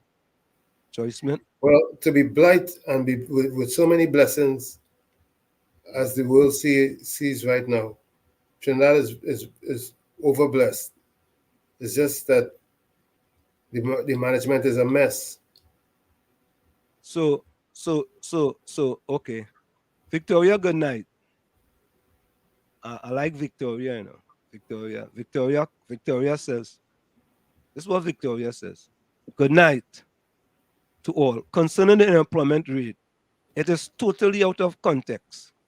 Regardless of which government, it will have the same, it would have been the same because of climate, food prices went up globally. Really? Really, Victoria? Really? Let me get to food prices. Over the last 5 years. So wait now. So because food prices going up, you see, Tommy, and that's part of the problem, eh? People just want to make a comparison conveniently. All right, as you say that, let me play this. Victoria, you just prompt me. Let me play this. David Mohammed, come. Please, David Mohammed, you come and tell Victoria something for me. Listen to this, Victoria. Hold on, where David Mohammed going? David Mohammed, here we go. Listen to this. Why do politicians justify the hardship that they impose on the public by constantly making references to the worst of other countries and comparing us to the worst of what other nations have to offer? So WASA is on this disconnection drive, distressing so many poor people during a pandemic where everyone is being told, wash your hands. So then the Minister of Finance says, well, you know, Trinidad's water rates are the lowest. We're 1/5 of some other countries. And when they raised the price of gas 3 times, they said, oh, well, our gas prices are the lowest in the hemisphere. But Why are you doing that to us? Why not compare us to the best of other countries? Why not talk about in America and Europe where there's water 24 hours a day and a guaranteed electricity reliable supply 24 hours a day, and the minimum wage in other countries, which is way higher than ours? Why not talk about Libya, where they ensure that every citizen had a house under Gaddafi, or in Cuba, where there's literally little or no vagrancy in comparison to Trinidad? No, but they keep comparing us to the worst of what other countries have to offer because really they think the worst of you. And it is disrespectful and disingenuous to constantly make excuses, not reasons, but excuses to continue a version of oppression on the masses when they should really be lifting their own standards instead of trying to lower yours and make you feel comfortable and satisfied and complacent with little and next to nothing. Absolutely. Absolutely. You see, Tommy? Yep. You see? So, I mean, we always try to compare Trinidad. Well, boy, look, there are homeless people in Los Angeles too. Look how much homeless people they have in Los Angeles. Right? And that's part of the problem. Yeah. And David Mohammed said it the best. Yeah. In order to make you feel guilty, I dumb you down. Dumb you down. And you all know we always play this here. We just have these things sitting and waiting. There are two ways in which people are controlled. First of all, frighten people, and secondly, demoralize them. An educated, healthy, and confident nation is harder to govern. And I think there's an element in the thinking of some people. We don't want people to be educated, healthy, and confident because they would get out of control. The top 1% of the world's population own 80% of the world's wealth. It's incredible that people put up with it, but they're poor, they're demoralized, they're frightened, and therefore they think perhaps the safest thing to do is take orders and hope for the best. Yep. Take orders and hope for the best. Yep. And those who have, right? And I say, and the haves keep looking down on the have-nots.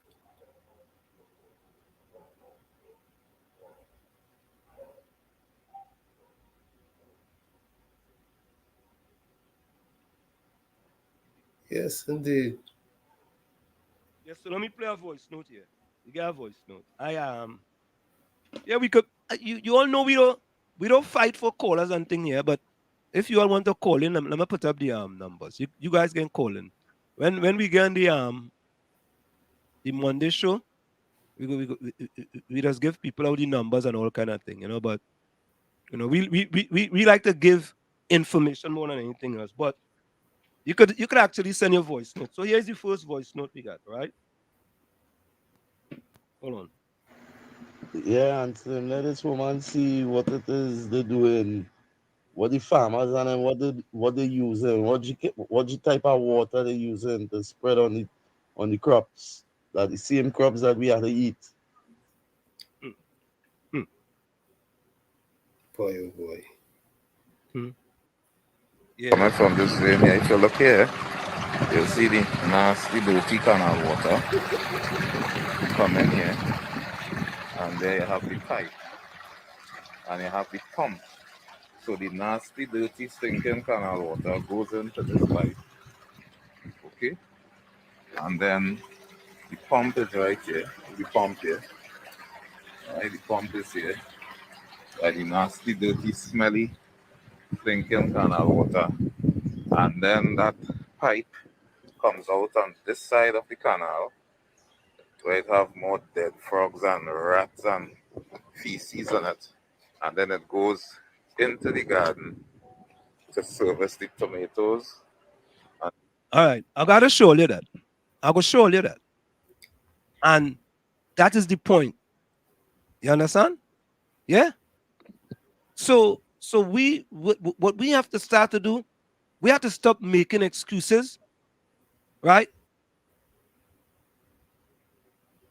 We have to stop making excuses for the government when they ain't doing what they're supposed to, right? We have to stop making excuses for them. All right. So Victoria says,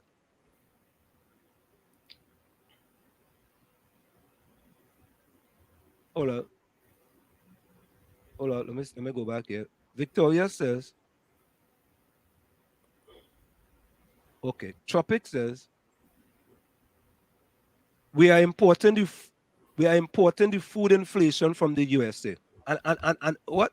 We have a next video on food prices. We go play that one too. Trinidad and Tobago need to learn to plant, even though it's in a pain pot. Plant food instead of marijuana. Victoria, if I living up in Chumaka, Claventil, the government go give me land to plant. You gotta give me land to plant. Plus, is that soil fertile enough for you to plant? But we used to plant up in Laventil too. We used to plant corn, boy. One season we plant corn, next season we plant peas. And all the people up in the planting used to get corn and peas free. Yeah, so we used to plant.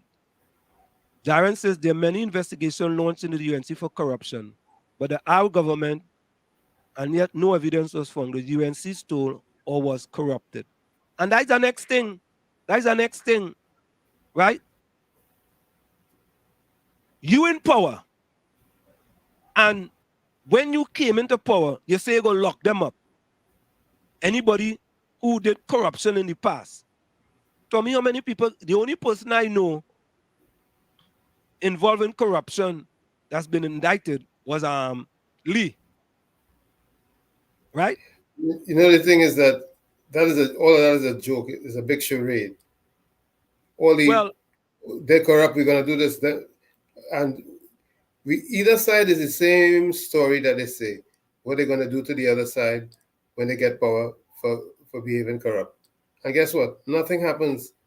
Any politician you ever seen any politician in jail in Trinidad?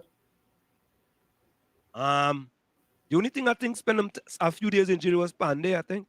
Right, and he was quickly whisked out of there, and that died a slow death, or should I say a quick death. The whole thing is the whole system is rotten to the core. And Tommy, you are, and I'm reading Victoria's statement. Victoria says, Wall Street, I'm just making a statement because we don't plant, we import. Victoria, the importing makes the rich businessmen richer. If you're not planting in this country, it's easier for them to import it and the consumers have to buy it from them. Correct. The government allows that to happen. Why don't the government restrict certain imports? United States does do that. When China was go ahead, Tommy. And focus on local production. Good. Yes, focus on local production.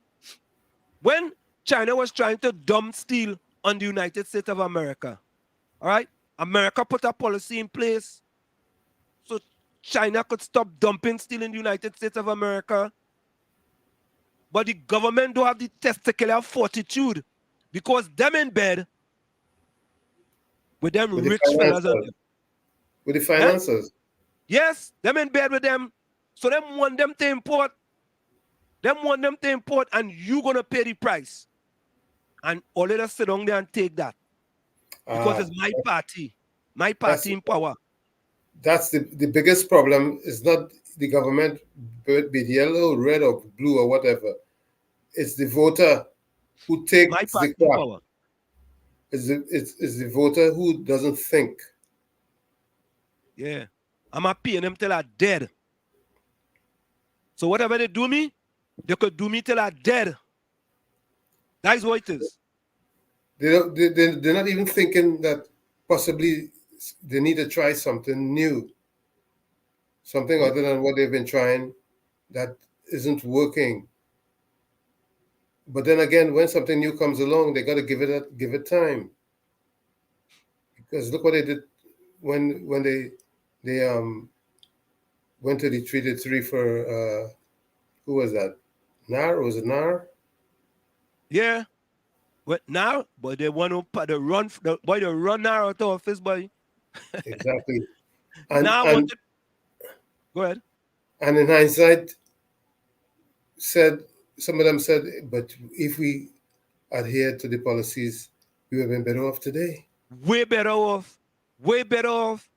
Now was trying to get us on the right road so we could be work an honest day for an honest pay. It even got trying to get them to invest in the nation. Correct. Victoria, David Mohammed is not a fella who just talked. As a matter of fact, Dr. David Mohammed, went for a peace of land under the People's National Movement. And they tell him, no land for you. None. Nada. No. Duck. Zero. The PNM did that to David Mohammed.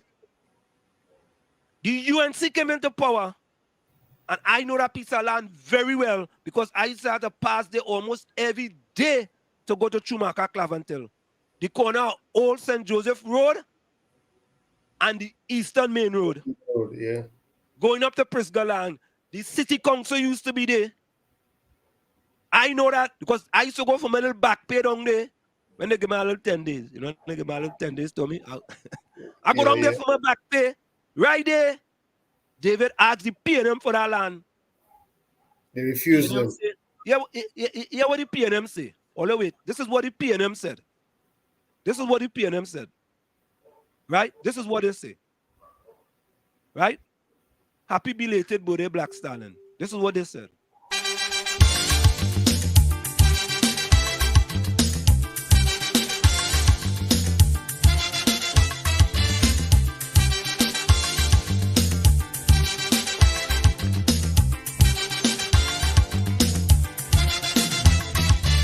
I say you get up one morning, your elders have something. You don't know how they get it, but you want to use it. But if you ask them old people to get the things what they went through, ask them this any day, and your parents sure to say, Black man have to keep on jamming, for black man to get a little something. Make up your mind, brother, that you're able to get a pulley and jam with the devil wife. Black man have to keep on jamming, for black man to get a little something. Make up your mind, brother, that you're ready to swim offshore and hold your boat steady. Black man have to keep on jamming, for black man to get a little something. So when you're here, you get a little something. With that dragon, now you keep watching, because I don't tell you already. Black man do get nothing easy. Is it tomorrow his birthday? The 24th? Years ago. The 24th. Today's the 24th? 23rd, I think today is. Today's the 23rd? Let me see. Hold on, I think his birthday is the 24th, you know. Yes, which is tomorrow. Yeah. Happy early birthday to Black Stallion. Black Stallion said, Victoria, black man don't get nothing easy. And the PNM don't give black man nothing easy. They refused David, and David got it under the People's Partnership. Under the UNC. They don't want to talk about that, you know. And it's no difference. It's no difference to this. All you think the PNM easy? Yeah? A lot of we don't support the PNM, boy, but It's no different with the Wall Street until. Here we go. Thank you very much, Tommy. Let me go. Let me show you that too, Let me show them that. And all you, this is the global show, right? But we had to get them this national too. Because we had to wake them up. Because they're sleeping, you know. They're sleeping. Look at here. Watch. It coming. Look at it. All you see it? It could have been nice in the heart of Port of Spain. Well, they would have had Kamala would have had to given you that if she had won the last election. But Tommy, I wonder if ever I get easy. I wonder. Well, David got through. David get through. Yeah, you would have gotten through too. And Victoria, David improving the lives of many little poor black disadvantaged people in Lavantil and environs now. Because the mosque that they have there, they have everything, all kind of thing going on a daily basis. And the PNM, we get most of the black support in Trinidad and Tobago, refuse to give the black man. Stalin boy, was right. Black man don't get nothing easy under the PNM. Nothing easy. And all you have a next one for all you. We have plenty. Boy, oh God, Tommy, we have so much. Listen, we will do our next program on CL Financial. I go give you plenty information on that. Although you hear that in the news, that was the last black conglomerate we had in Trinidad and Tobago. The last of the Mohicans. We go talk about that some other time. And Tommy, it is sad. The UNC had to come. The People's Partnership had to come. All right? And this is what Prime Minister Rowley said. This is what he said. Listen to him. Anytime a government resorts to blaming the opposition for its failure to live on their mandate and their responsibilities to the people, it is a clear sign they have accepted that they have outlived their usefulness. Let me repeat that. This is not me saying that, We only like facts here, This is a quote. That's the current Prime Minister when he was in opposition. Correct is right. Anytime a government resorts to blaming the opposition for its failure to live on their mandate and their responsibility to the people, it is a clear sign they have accepted that they have outlived their usefulness. I don't know. I don't know what that means, but that's what he said when he was in opposition. I'm wondering if the same thing applies today. I'm just asking questions, It's just all we doing is bringing information, All we do is bringing information. That's all we're doing. Nobody making up anything. No, we ain't casting no aspersion on anybody. We're not saying this or saying that. We just, the facts. Yeah, we just bring in facts. That's all. That's all. And we want to know, these are questions. Where is the economic development, the economic empowerment, the economic inclusion, and access to capital for black people and black businesses in Trinidad and Tobago? We just asking these questions, under a black government, where they have 26% of black people living below the poverty line, Not only that, Tommy, you remember we had a big discussion here? 42% of people scored below 50% in the last SCA, right? That's right. Tommy, I don't know if they do that based on race, but they shouldn't do it. They shouldn't do it. Because that's not going to make the government look good. Because again, Tommy, we speculating, we know we tell all you 90% facts, 10% speculation. I am speculating that at 42%, a great percentage of that look like you and I. But what's even more frightening, out of that 42% that failed, and many who they still sent along to high school. Correct. How many of them would finish high school? Correct. Right? So not only that, Tommy, but we had a bigger disadvantage when we involve social promotion. You all know what social promotion is? Social promotion. Right? Social promote you anyway. You gotta say if you do the work or you don't do the work. Thank you very much, Tom. I tell you, you're too intelligent, I tell you that. Oh yeah. I tell you that. So, too intelligent. Okay, so I'll dumb myself down and that I will resolve that issue once and for all. Yeah, a lot of social promotion going on. So when them go up there now, Tommy, and them take the SCA, what you expect? What you expect? Not. All of a sudden, they go get some type of intelligence. Well, yeah, some miracle will occur. Yeah, well, hey. Oh God. Hold on, Yeah. Anything government is a disaster. Then why more government? No, tropics. You can have an efficient government. Look at certain countries. You know, when you look at the most free countries, you go over to Finland, Netherlands, Sweden, and them people and them, right?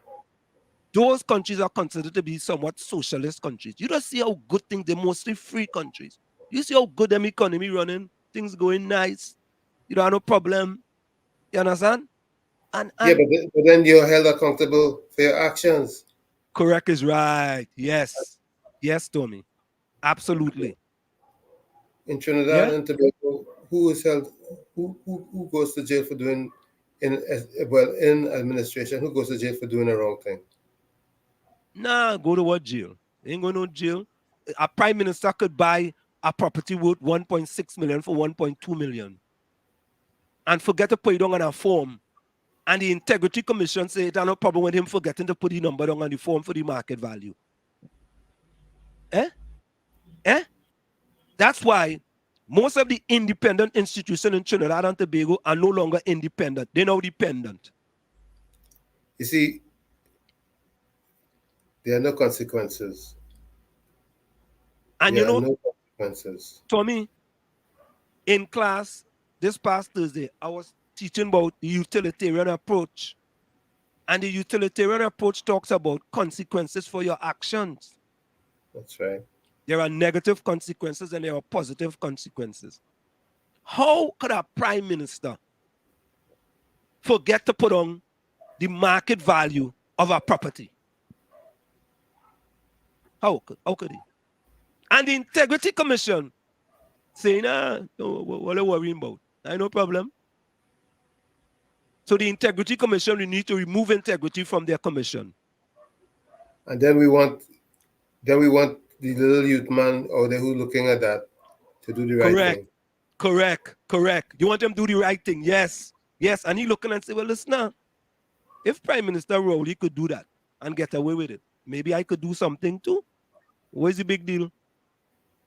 You see, what's the big deal? The broken glass theory doesn't apply. Oh God, Tommy boy, and all we want people to do, Tommy, listen, I don't want people, me personally, I don't want people to bash your party just for bashing your party. And the thing about it, Tommy, we just put statistics there to make the UNC look good, right? But that's about country. That's right. That's about country, right? And truth. And truth. And if we had to say things, if the UNC was in power and we had to say things about the UNC, we could say it about them too. Because we know we know both of them have flaws. Correct. If they're doing good things for the country, we want to talk about that. Right? A man talking about the Dragon Field. The Dragon Field, we go see any value in that maybe half a decade down the road. Half a decade. How much value we have seen for the past for all the other things that we have had, all the oil boom that we have in Trinidad and Tobago. Yeah. Darren says UNC had Malcolm Johnson caught, and what happened? UNC was going after the big fish, but certain elements in the deep state did want that to happen, did not want that to happen. Mm-hmm. Yeah.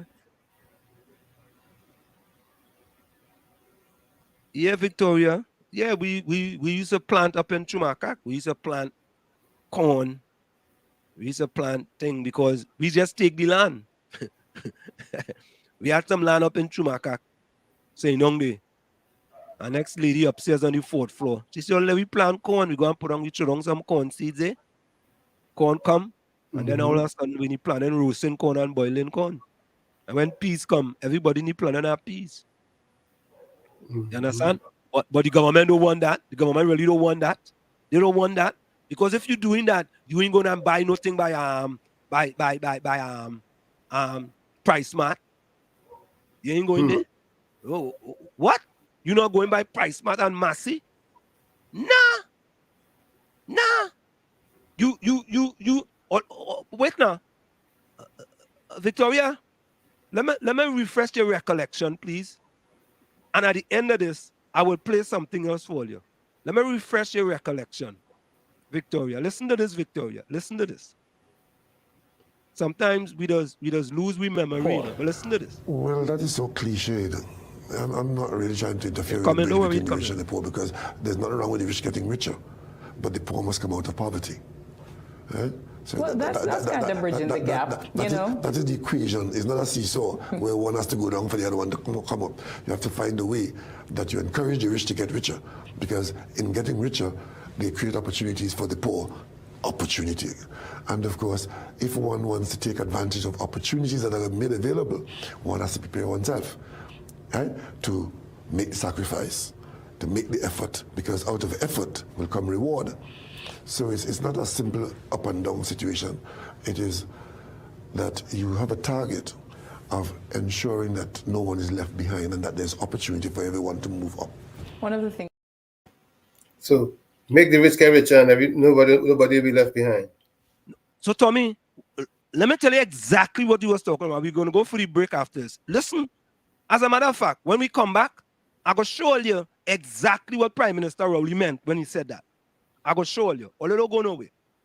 We're going to show. Listen now, folks. You see, when you come in the village, we just only speak truth to power, you know. And we ain't going and find things what people didn't say, and we ain't going to make up people, and we ain't going to bad talk this one and bad talk that one. Nah, we ain't doing that. We want to bring truth to power. So, folks, let's go for a quick station identification. It's In the Village with Ansam and Tommy on WZYE 95.9 FM. Stick and stay. We'll be right back after this short message. You're listening to WZYE 95.9 FM. You are listening to WZYE 95.9 FM, the most influential name in Caribbean radio in the tri-state area. Broadcasting from East Orange, New Jersey, the most influential name in Caribbean radio, WZYE 95.9 FM.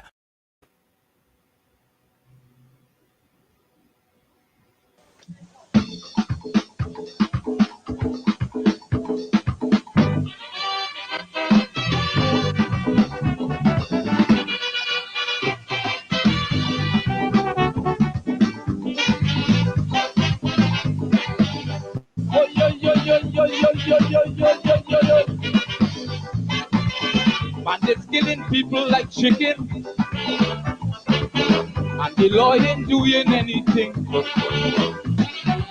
Crimes committed now by the hour, and no one seems to have an answer. So I come up with a solution to fight the crime situation. The minister, open your head and listen to my little idea. Put me in jail and leave me bandits free. Would the so we guarantee it? Put me in jail and leave me bandits free. No longer would we have to worry. In jail we get in protection, free food, medical attention, while justice sleeping, so to speak. Bandits how they play. Put me in jail and leave me bandits free. Go jail them, go jail them. Put me in jail and leave me bandits free. Just leave them to play.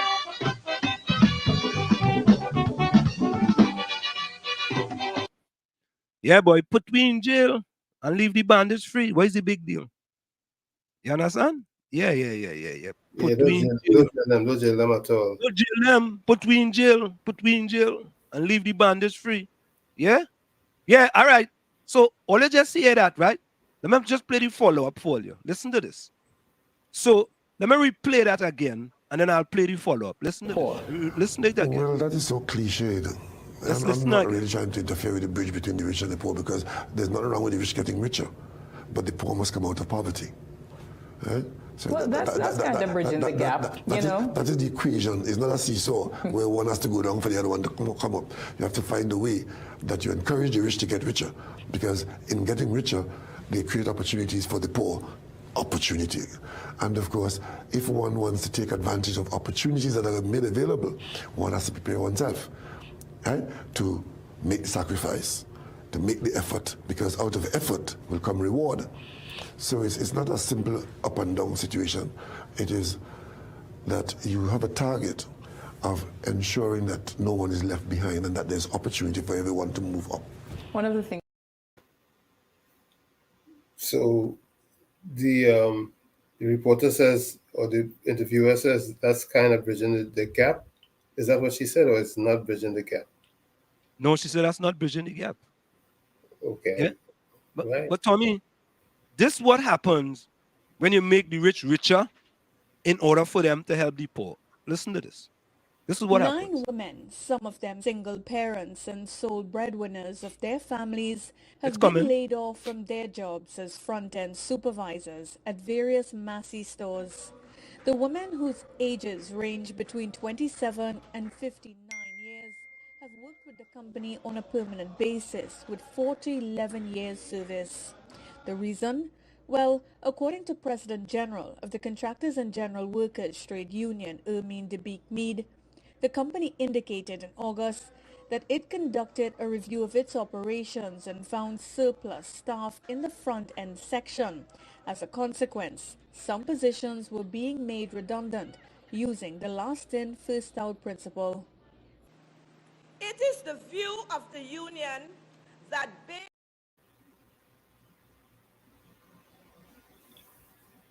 Tommy, you hearing me? Yeah.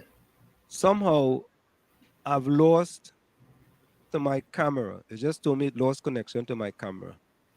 So, Tommy, hold the fort. Let me go out and come back in, all right? I'm going to go out and come back. Yeah, because I think I lost connection to the camera. I'm going to go out and come back in. So we clearly see last hired were first to be fired in that instance. And the rich got richer and keeps getting richer. But as qualified as those persons were, they had to get rid of them because the bottom line is what they care about. And they have to make sure that they pay the least wages while they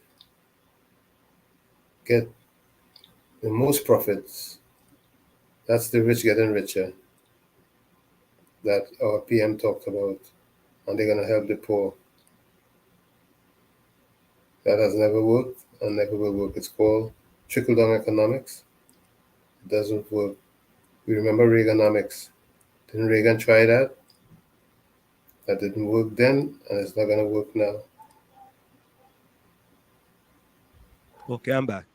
Yeah, it just lost connection to the somehow. Yeah, Tommy. Yeah. So Reaganomics. Reaganomics. You understand? Oh, let me finish play that one. That is Massey workers who were retrenched. Them rich people who making all the money, right? According to Prime Minister Rowley, he don't have a problem making the rich richer. So can help the poor, right? Right? So this is how they helping the poor. 9 women, some of them single parents and sole breadwinners of their families, have been laid off from their jobs as front-end supervisors at various Massey stores. The women, whose ages range between 27 and 59 years, have worked with the company on a permanent basis with 11 years service. The reason? Well, according to President General of the Contractors and General Workers Trade Union, Ermine DeBeek-Mead, The company indicated in August that it conducted a review of its operations and found surplus staff in the front-end section. As a consequence, some positions were being made redundant using the last-in, first-out principle. It is the view of the union that based on discussions held thus far and the limited information submitted to the union, the company has not justified its positions to identify the said workers as surplus to the establishment and declare their jobs redundant. She says despite the union asking for a meeting in October to make counter proposals, Massey Stores moved ahead and issued letters to employees last week. The Massey capitalist class has insulted these 9 female workers, these single parents who would have worked tirelessly during the COVID pandemic, who would have risked their health and the health of their family members to ensure that Massey made the millions that they made in profits. And I want to make it quite clear, the chairman of the Massey Stores is a woman, and the HR director is also a woman, and they are targeting women.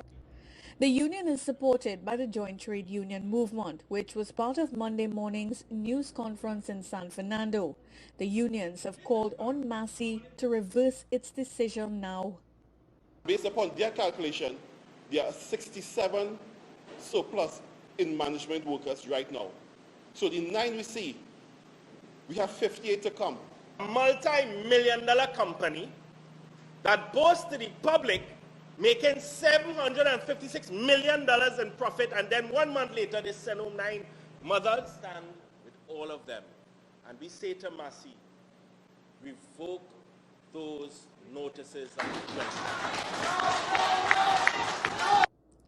Massey Stores issued a statement this afternoon confirming that 9 employees were sent home, but said it was done after ongoing discussions and dialogue with the Contractors and General Workers Trade Union. Massey says it was a difficult decision made after careful consideration and an extensive review of its operations. It adds that every effort is being made to ensure that the affected workers are supported during the transition. Furthermore, Massey Stores says it has started to identify other employment opportunities for the workers internally and or externally as the company remains open to dialogue. Cindy Raghubartika Singh.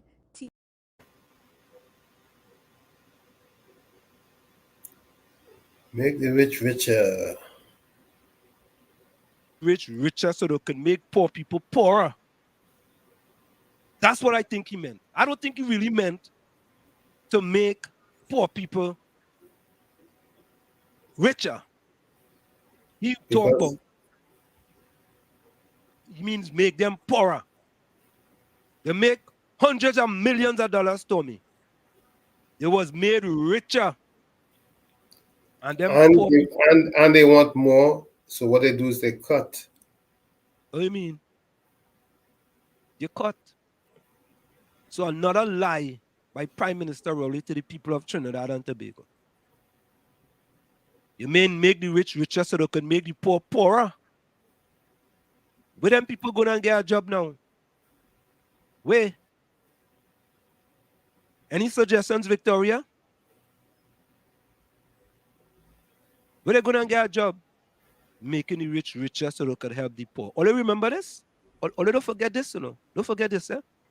According to a Caribbean Development Bank poverty assessment, 26.3% of black people in Trinidad and Tobago live below the national poverty line under Prime Minister Keith Rowley. This is significantly higher than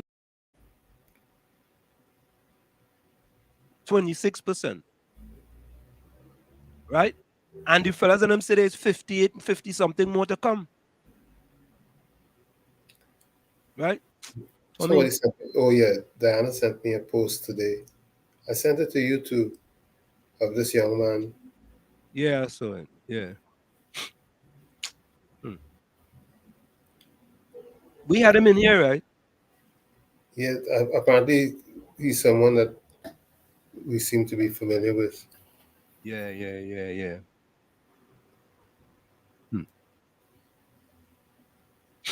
I don't know. I don't know what they want the youths to do in Trinidad and Tobago. I don't know. I don't know what they want them to do. Oh God.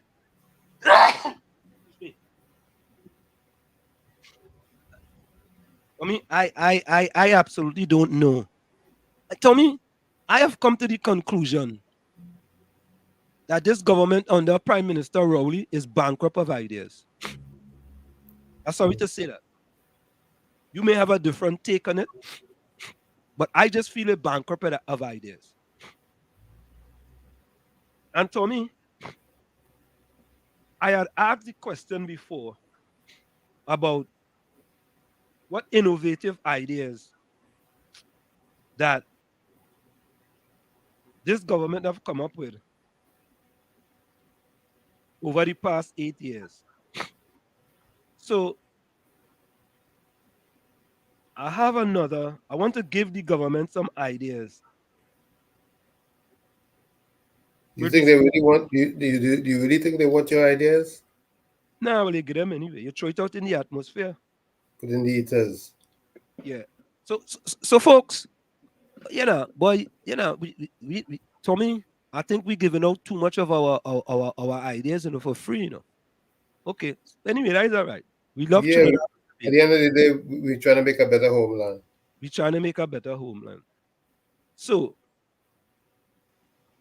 here are 5 innovative ideas that could be implemented in Trinidad and Tobago over the next 2 years that are not already in the country. 1, create a national innovation fund to support the development and commercialization of new technologies.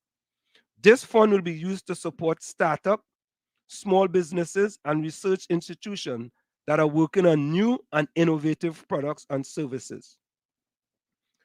I think there might be something with respect to this one.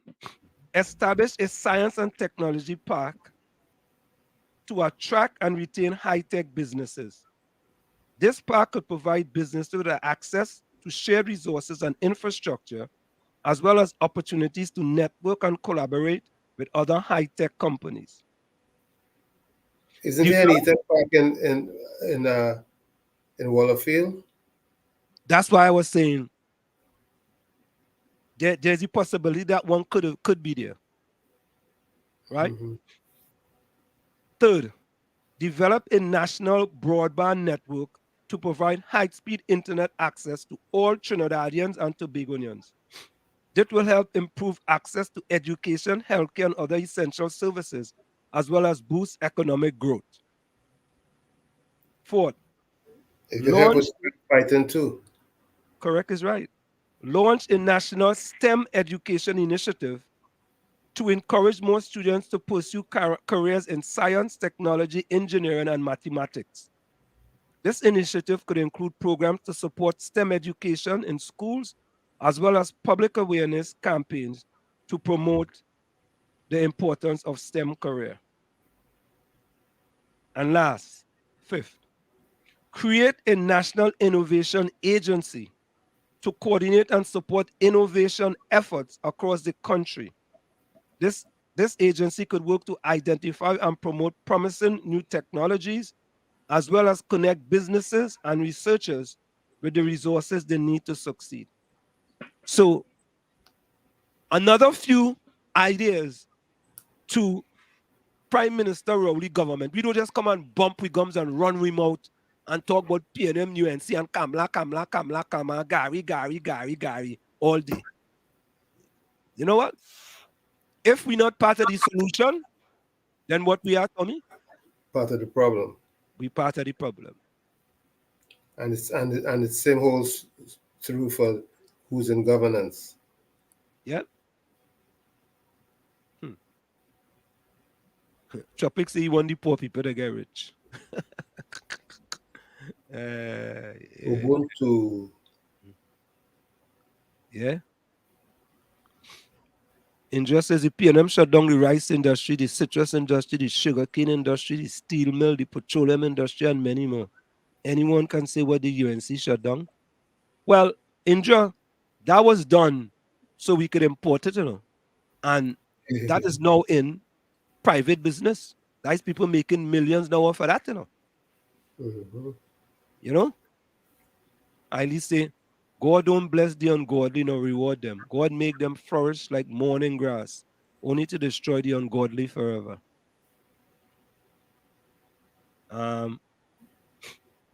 Victoria says, Wall Street, I have some spare land and I offer it to some youth by me to cultivate, and they find too much work. But when I plant, they expect me to give them. I hear what you are saying. No, you're supposed to give them, Gloria. Victoria. Victoria, you have to take a different approach with them. Yeah. Yeah, you have to find a way to pull them in, but Tommy, you are correct. You have to find out what motivates them. That's what you have to do, You can't just go and tell, hey, look, all your land there, all you go and plant it. Nah. You have to find out what motivates them. So there is something you could motivate them and inspire them for a better tomorrow. You have to inspire them for a better tomorrow. Yeah, it's your approach that's going to make the difference. That is going to make the difference. You just can't tell them, hey, you have some land, you go and plant now, man. Maybe one day you have to say, look now, man, let me go down the road, or you pick up a set of them and all you go there and all you work it all yourself. Find out what makes them tick. You have to find that out. And once you find that out, then you're all right. Half the solution. Yeah.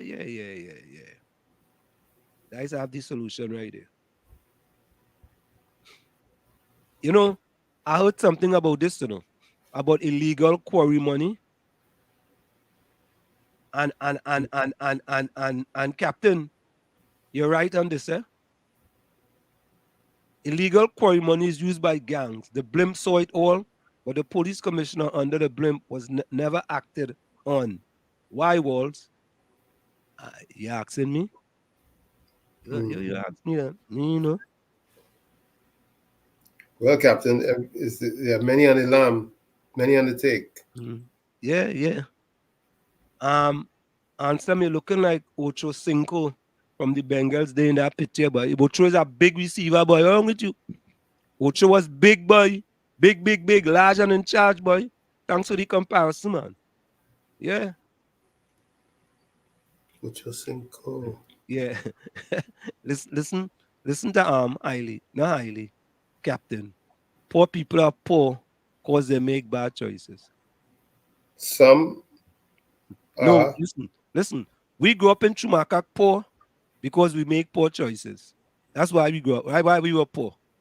Made bad choices. Yeah. We make bad choices. My parents make bad choices. You understand? And that is why when we were in Chumakak, we were poor. But at least you fix it. At least I know I'm trying to figure what I should call him, whether I should call him Arjun or Capiza or Captain. I just can't figure it out. At least Captain. We don't have a caste system. We're in a caste system. Once you're born into that system, there's no way of you getting out of that system. And we have a class system, whereas that even though you're born poor, you have an opportunity to get out of being poor. Right? And I think that's what happened with my family and I. We were born poor, but we never let being poor hold us back from accomplishing what we could be. I never really used to look at myself as poor, Tommy.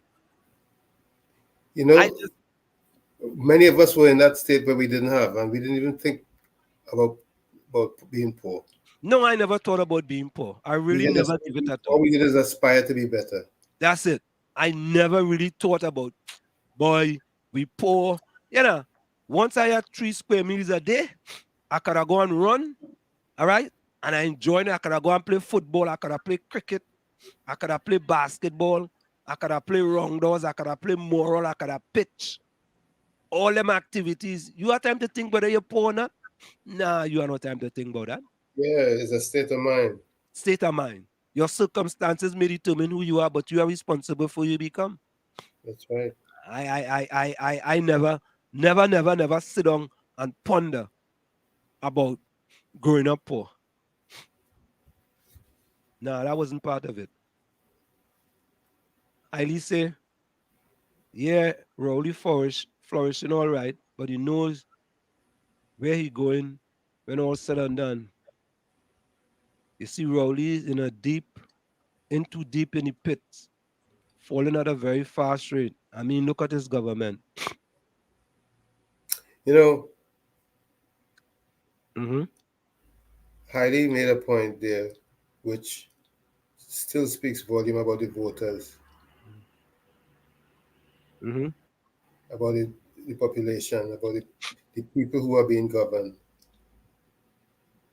Mm-hmm. They're spineless. Mm-hmm. They don't stand for anything, so they fall for everything. Mm-hmm.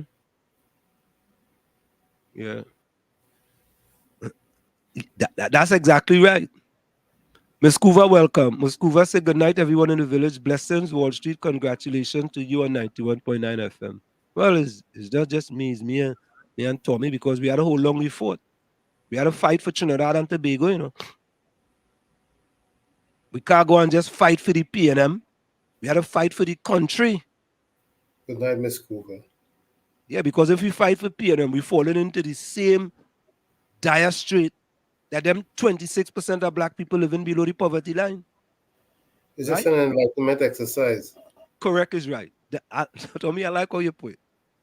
Very enlightening. An enlightenment exercise. That's what it is, you know. And listen, all you, I ain't gonna lie to all you. It could be very, very tough. Very tough for the PNM people on that station.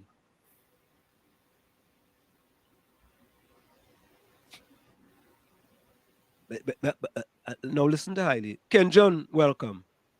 Anselm, you just pretend over. In this modern time, you still think you need land to do farming? No, I don't think so. I never said that you need land. You could farm inside. Huh? Hydroponics is very much. You don't need land. You could have stuff right inside your house. If you have a roof, you could plant on top of your roof. You don't need land. But them young fellas and them, or they go plant in the house. They might have a family of 5 living in the house. Yeah, I mean.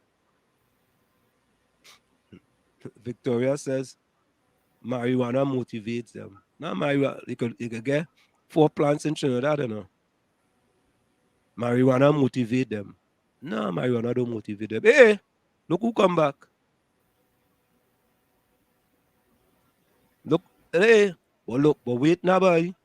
Ambrose has something positive to say. Ambrose, welcome. If your parents had made a bad choice, you will not be as prosperous as you are today. True. But who said anything about that? That's just a statement, right? I mean, Tommy, help me with that one. He says if your parents made a bad choice, you would not be as prosperous as you are today. Your parents made the right choice to get out from where they were. Oh, okay. That's what you meant? That's what he means. Okay, all right. So my parents made an excellent choice. Yeah?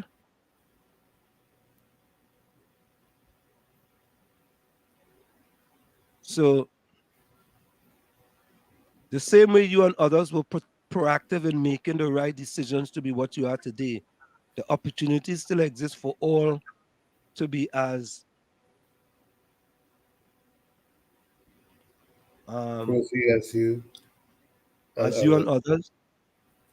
You see, Ambrose, you have to remember that the choice was not just to stay and fight in Trinidad, because the options weren't as many as migration. And it was easier back then. Mm-hmm. It was easier to migrate back then. When I come to this country and I reach the airport, I had my green card in the airport. You know? Same here. When I reached John F. Kennedy Airport, before I leave that airport, I was already a permanent resident. Right, that's how they did it back then. That's what I experienced also. Yeah, that's how I experienced it. I didn't have to wait or know anything. 10 years later, I had citizenship. There you go. That was it. There But you you see, go. the thing about it, it was much easier for my mother to leave and then for her to send for, listen, listen, my mother used to have to get up 4:30 in the morning to go work in a factory. I don't even tell all you half the story. Yeah? When we come to this country, we lived in a 2-bedroom apartment, me and my 3 other siblings. Brooklyn, in a 2-bedroom apartment. My mother in the other bedroom, we in the other bedroom. 4 of us. Yeah. Well, my parents had to make some serious sacrifices. But my mother came in 1967, and my father came shortly there, followed us shortly thereafter. And as a matter of fact, they even had one son shortly after they got here. And there were 8 of us left in Trinidad. And we were brought up in batches, 2 batches. The first batch was in 1972, which was my 2 sisters and I. And then the second batch was in 1973, which was the remaining clip. But what my parents did is, before they brought us along, they purchased a unit, a house. So because they know with 9 children, you can't get no apartment to rent with no 9 children. You know what I mean? You see, Tommy, when my mother brought us here, right? We had a 2-bedroom apartment. My mother and 4 of us staying in the other room. And then my mother got a 3-bedroom apartment. Right? She was in one room. My bigger brother was in my other brother was in another room, 2 of them, and 2 of us was in another room. Right? And then eventually my bigger brother moved out. And then my other brother moved out. Right? And then it was just the 2 of us. And Tommy, when I got married, I spent the first year or 2 years in my mother's apartment in Brooklyn before we bought a house. Mm-hmm. I didn't just jump up and, when I get married, I went and get a house. It took us 2 years before we decided. And then we decided to move to Jersey. Right. You But I was in Jersey all along. Yeah, but we were in Brooklyn. And then we decided, to move to Newark. Alexander Street, right down on Alexander Street down there. Yeah, I know where that is. Yeah. 104 Alexander Street. We bought a 2-family house. And listen, we gutted it. Got the whole thing. Boy, Tommy, boy, is a joke. Tommy, when we bought that place and we went into the cupboards, Tommy, I swear I was a roach motel, boy. If you see roaches, Tommy, we got the whole thing, and we had was to fumigate that place, the whole place. Mm-hmm. We used to live in Brooklyn, and we used to commute to Jersey to renovate the house and come back to Brooklyn. Wow. We used to do like 2-3 nights a week, man. Wow.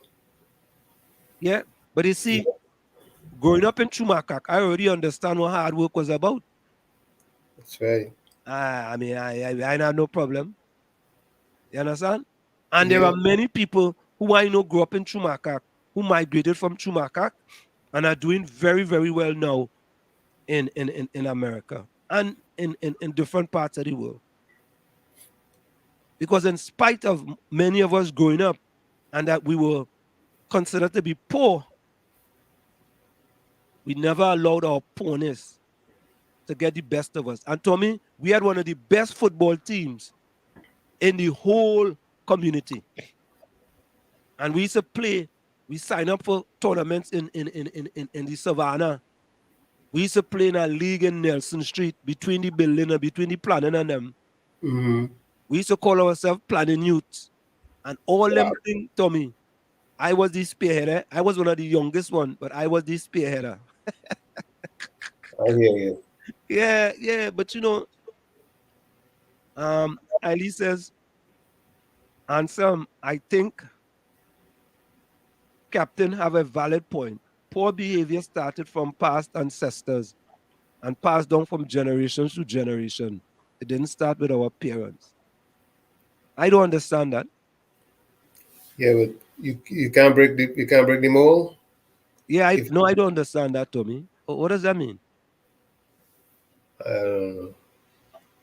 It's excuses and distraction. That's what that is. I don't get that. My parents were poor. My parents was poor. My grandmother used to ride a donkey to go down Laventry Road. That donkey may have been equivalent to a car today. So she might Correct have is been right. that could have been Right. that could have been riches having a donkey. Anyway. My grandmother plant about 5 mango trees in the yard. You know why? Because she said at least we go sell mango and try to make a living. I used to sell mango. That's not a spirit of poverty. Yeah. Captain say Walls, PNM didn't open one cocoa field and Gulf give Trinidad Spanish. Oh Lord. Capitan. You know, that's what we like. That's what we, we are real people we like here, you know. We have a nice small knit of group of people we like too bad, right? Yep. And we don't care what party they support. We don't care. Them. Yeah, we don't care what party they support. We understand them.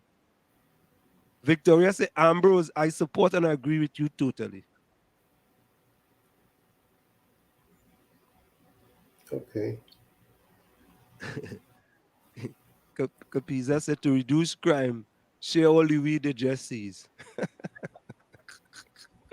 Oh God. Hey, Renwick, Tobago in the house, boy. Renwick, we listener, we want the PNM, or should I say the PNM? Oh no. Let me say the Rowley government to stop demonizing Tobago. Eh? You see, there's a big deal now with Tatco and Dennis the Menace. I mean, Ansel Dennis. Where did I get that from? Tell me why you don't say it sometimes. Your words. I apologize. What was Dennis the Menace again? That was a comic. Oh, I was thinking about the comic. I mean, Ansel Dennis. Talking about Tatco and the workers that they let go, that they basically give jobs to their friends and family. Right? And now the TH now trying to streamline the thing for the real people who need to work there.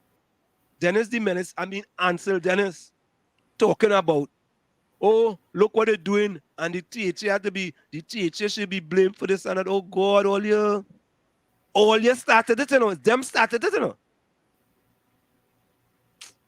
Tommy boy, I don't know, boy.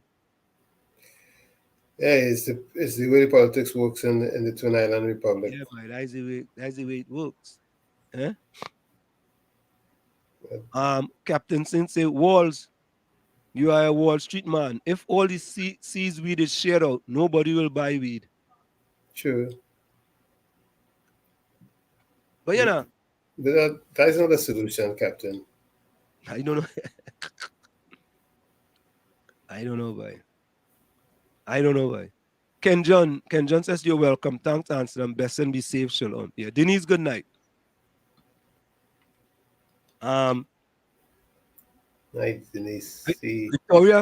Victoria, something wrong with Victoria tonight. They can stay right here and make it. Victoria, you know 26% of black people living below the poverty line in Trinidad and Tobago? And it has increased over the last 8 years. You know the unemployment rate has increased under the PNM. Didn't we just give numbers with the unemployment rate, Tommy? Absolutely.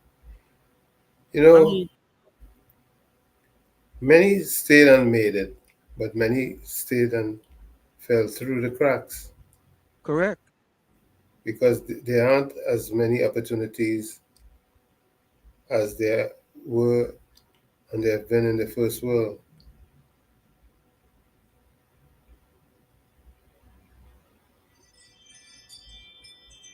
What were the odds of you going to university if you were still in Trinidad, Anselm?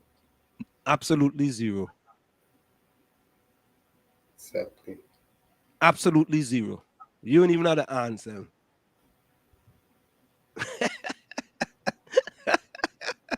Oh God. It was Victoria say, Anselm, you played man and got married, so your mother should have kicked you out. You're lucky. Really, boy? What So luck had Tommy, to do? eh? I guess you're lucky getting a nice wife. Correct is right. I think that more she would have said. I think that's what more Victoria would have said. I get a nice wife who want to stay and then in hold me over the head and tell me, nah, we gotta go and get an apartment now. Yeah. You understand? Because we stay there and we save money. And we could have make a nice down payment on the house. And lower we mortgage. Yeah? What year was that you moved to Alexander Street? Let me see. 1991, I think. Okay. Yeah, 1990. Yeah, that's when my son was born. Mm-hmm. Yeah. Yeah, and it was one of the best decisions we ever made, man. You know? Mm-hmm. Yeah. Denise said, most of us come from humble beginnings, and through hard work and grit, we were able to better ourselves and pave the way for the next generation. Now it's under building generation wealth. Yeah, it's true. You know, I come from very, very humble beginnings, man. Tommy, you know what I mean? Yep. We didn't have it easy, but I never used to focus on the difficulties. True. I never used to focus that I had to walk from Chumakak to Tranquil, or I had to walk from Lavantil to Calvary Roman Catholic School by the Dry River. I never used to focus about that. You know? I guess, growing up in them places, you just, now I can't tell from how other people.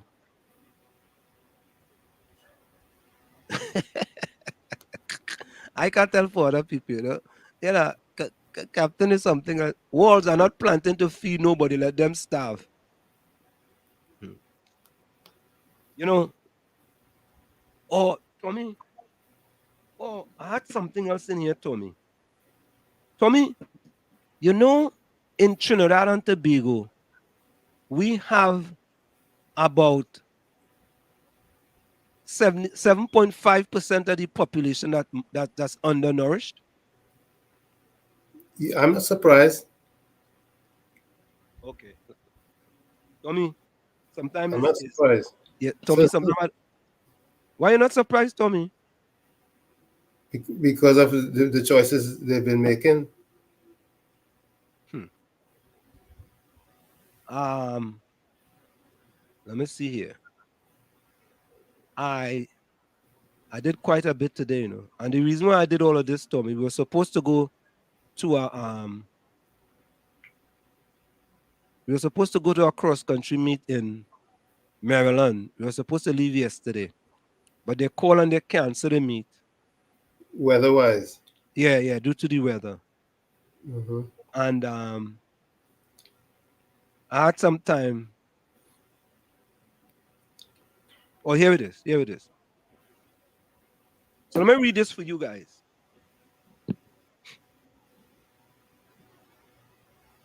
According to a report by Statista, the share of population in Trinidad and Tobago whose habitual food intake was insufficient to maintain an active and healthy life was estimated at 6.7% between 2018 and 2020. The Borden project states that approximately 100,000 people, which accounts for nearly 7.5% of the nation, are undernourished.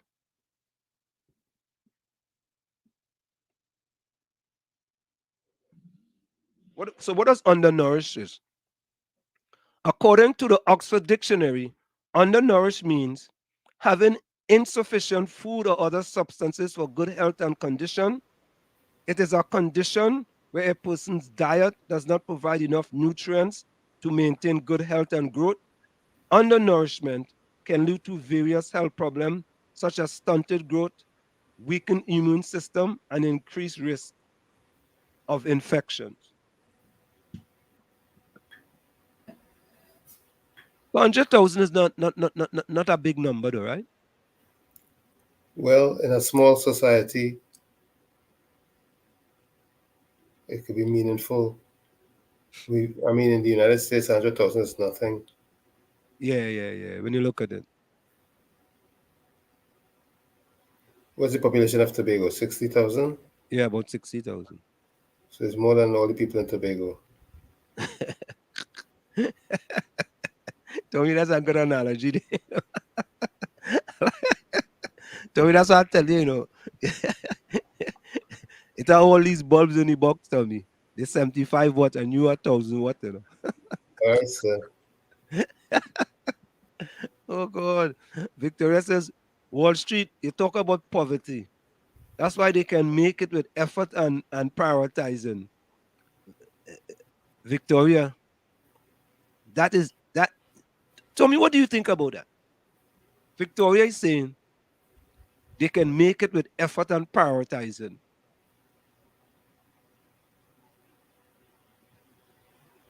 What is your take on that? Well,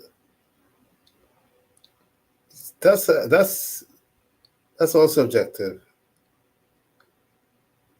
That's how I have to look at that. It is subjective because it's your circumstance, as you say, from time to time.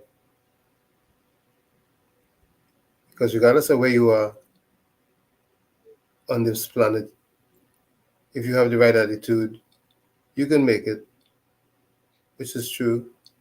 So, Victoria, you have a point. You have a point up to a certain extent, except that if there are no opportunities and then you don't have any resources, it puts you in a different position.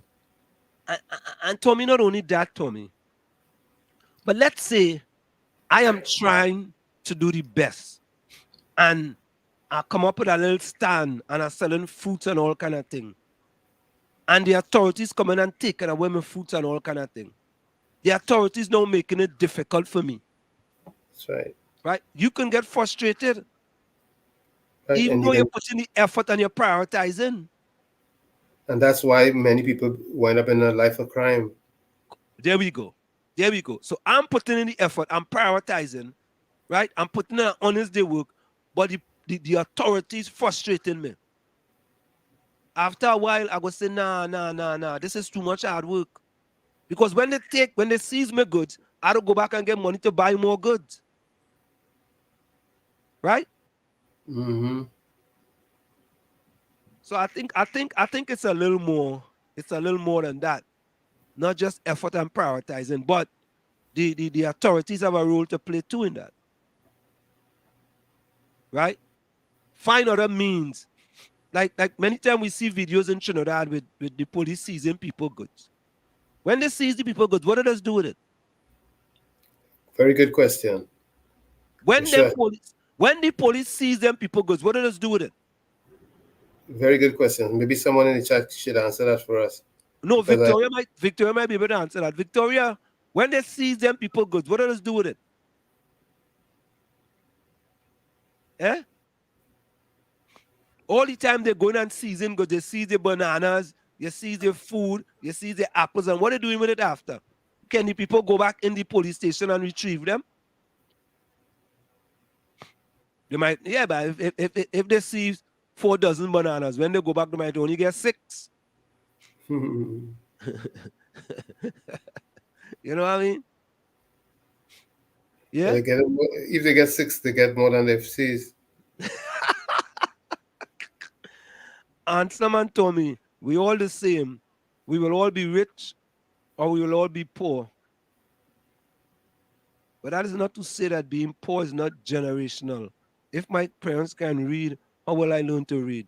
Nah, Hailey. Hailey, come on, man. Oh, come on, man, Hailey. Eh? That is so not practical. Because archaic. Let's say archaic. As far as I know, my grandmother and grandfather couldn't read. Yet their children read, and their grandchildren read, and their children and grandchildren did better than they did. And so on and so forth. My mother just have an elementary education. My mother just have an elementary education. My mother, educated person. My mother actually went to college after making 9 children. Yeah. My mother, her kids are more educated than her. Right? And the way it's supposed to be is that your kids supposed to stand on your shoulder. Yes. And there are many kids. My mother-in-law, my mother-in-law from Laventille, and all of her daughters, every single one of them, they have bachelor's degree, MBA, PhDs, and law degrees. Not all of them, but it's amongst all of them. Yes. And if you put together all the A levels them alone must could beat a whole school in A levels. And the mother, I don't even know if the mother finished elementary school. So highly, that is the 10% highly right there. Yeah, but your mother-in-law was a nice lady. I remember her well. Oh, my mother-in-law. My mother-in-law was 80 past weekend going there. Exceptional. From Laventille. Very nice. That woman went to the Ministry of Education and tell them there's no way my daughter could pass one of them junior secondary school or they want to send she to. And when they realized she had one of the highest scores, and they had to send her to one of the prestige schools. Yes. From Laventille. Yeah, she's a very nice lady. Once I gave her a ride from the Seventh-day Adventist church. Yes. Seventh-day Adventist. Yeah. As my mother-in-law tell me a lie has no memory. Where I get that from? Is she I get that from? Yeah? You see, I at least if my parents never cared to be progressive and enjoy the works of their hands or follow a God path, what example I learned to be successful? There has to be some sort of example to follow. Ailey, my mother was a hard worker to put food on the table for her kids. That was her goals. We were responsible for us in school. We had to learn. You understand? We had to watch our surroundings and our surroundings. We had to figure it out. When I come to this country, I had to figure out as an 18-year-old, how am I going to go to college? What do I need to do to get to college?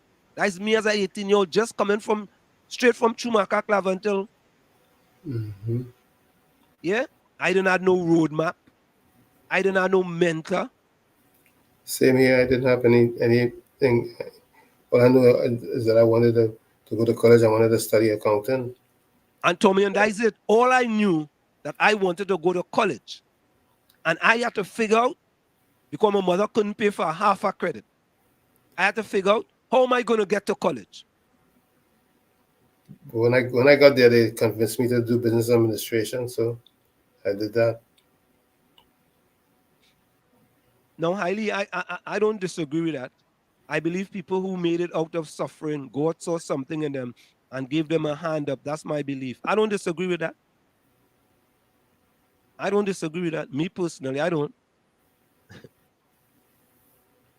You see, but we need to have these type of discussions.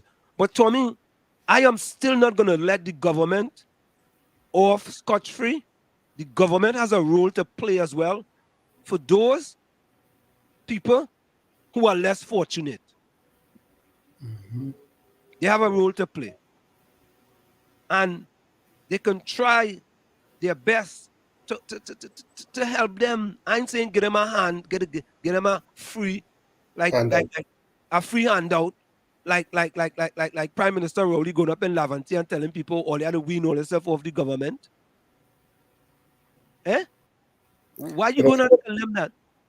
But of course, you have to deal with the immediate needs before you prepare them for their own independence. Correct, Tommy. Tommy, just make the environment that they're living in, that the government in charge of, make that something that they could feel proud about. True. The people in Laventille had to go almost 10 years with an abandoned building.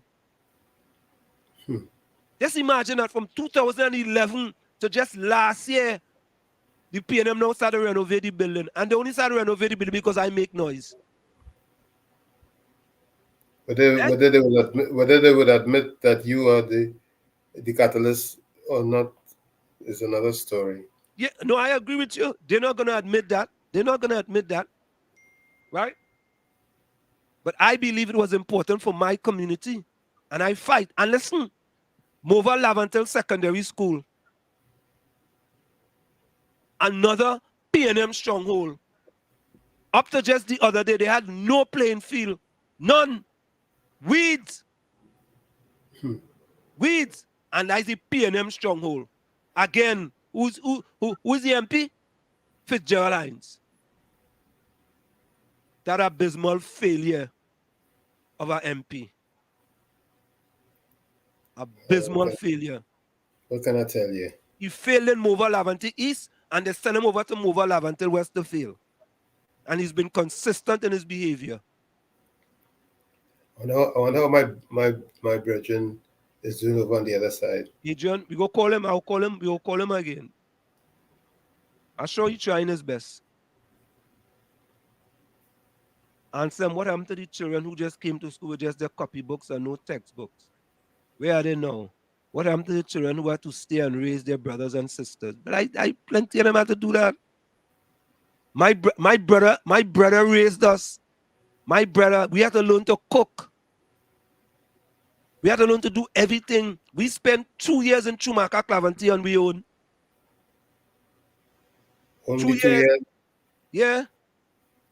Because 75 to 77, we left Trinidad in 77. 2 years on we own, and we had to fend for ourselves, and we ain't get no trouble. We ain't sell no marijuana. We ain't sell no drugs. Yeah?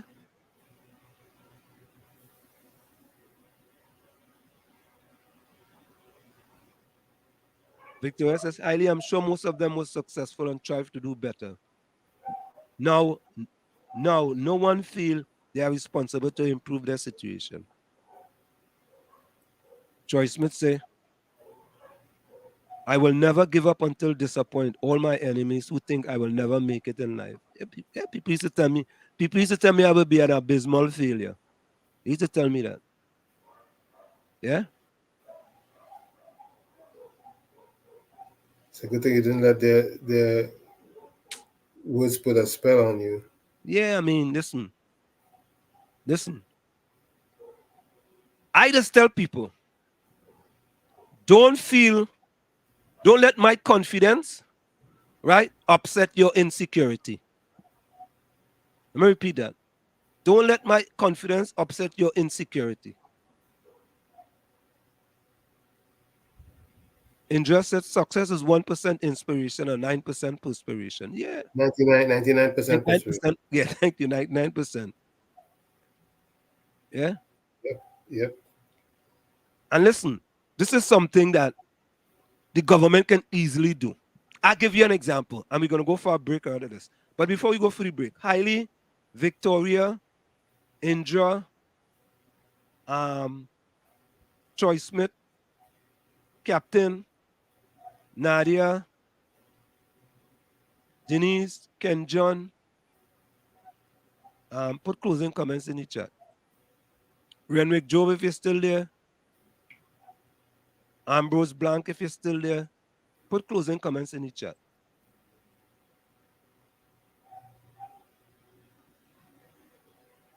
Tommy, I suggested to the government, right, during certain times of the year, I would like to come to Trinidad and go to all these schools in Laventille and as a mentorship program. However, all you had to put me up in a hotel, all you had to allocate a driver to take me to all these places, and all you had to give me breakfast, lunch, and dinner. I want no money. Don't give me no stipend. You understand? Right. I offer them that. I met with the Ministry of Education, and I offer them that. But you know what? Black Stallion, as Black Stallion say, them don't want that. Black man don't get nothing easy. Them don't want that. So what I used to do, Tommy, I used to go Trinidad and go to them schools myself. Right. You took the initiative. I just took the initiative. You understand? I went to Mover Laventille Secondary School. I went to Tranquility Government Secondary School. I went to Belmont Secondary School. I went to Success Laventille Second. I just went to them schools and them take the initiative. You understand? That's it. And that's it. But they can play a role in these people who are outside of Trinidad and Tobago. Bring them back into these communities. Bring people back into the 41 constituencies across the country. Right? If a person is good in sports, bring them back to talk about people in sports from whatever community they're from. Like I'm in track and field. Bring me back for a week. Now we have track and field camps all across Laventille. All across. Somebody from other constituency, they come out here, they're good in swimming. Bring them back. You see? And these are the things. But, you know, you're not going to hear these kind of things on the other radio, you know, because every day is PNM, UNC, PNM, UNC, PNM, UNC, Kamla, Gary.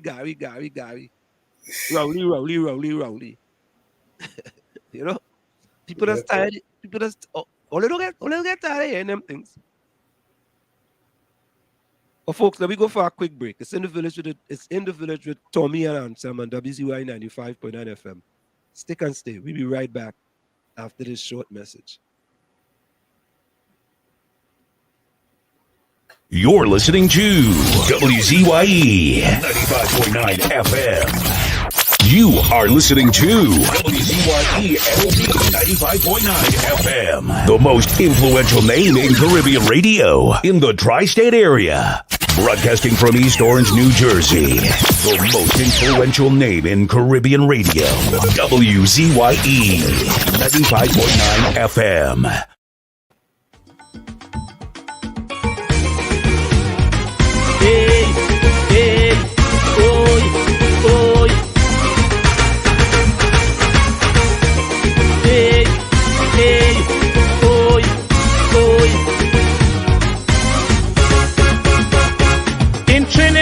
Tobago, politics was we and them. That was never meant to be so, according to the anthem. But ethnic insecurity was maintained to divide us by some people in the country to sow the seeds of distrust. But we have fought a new system within the community. Now what used to be we and them has now become only we. From now on this nation is we. From now on it is you and I. From now on it is unity. From now on we flying high. All the races have come together to build a better country and create a brighter future for the whole society. The we and them thing is no more, because it is plain to see in this country from shore to shore the community is we. No more we and them, from now on this nation is we. No more we and them, from now on this nation is we and we and we and we.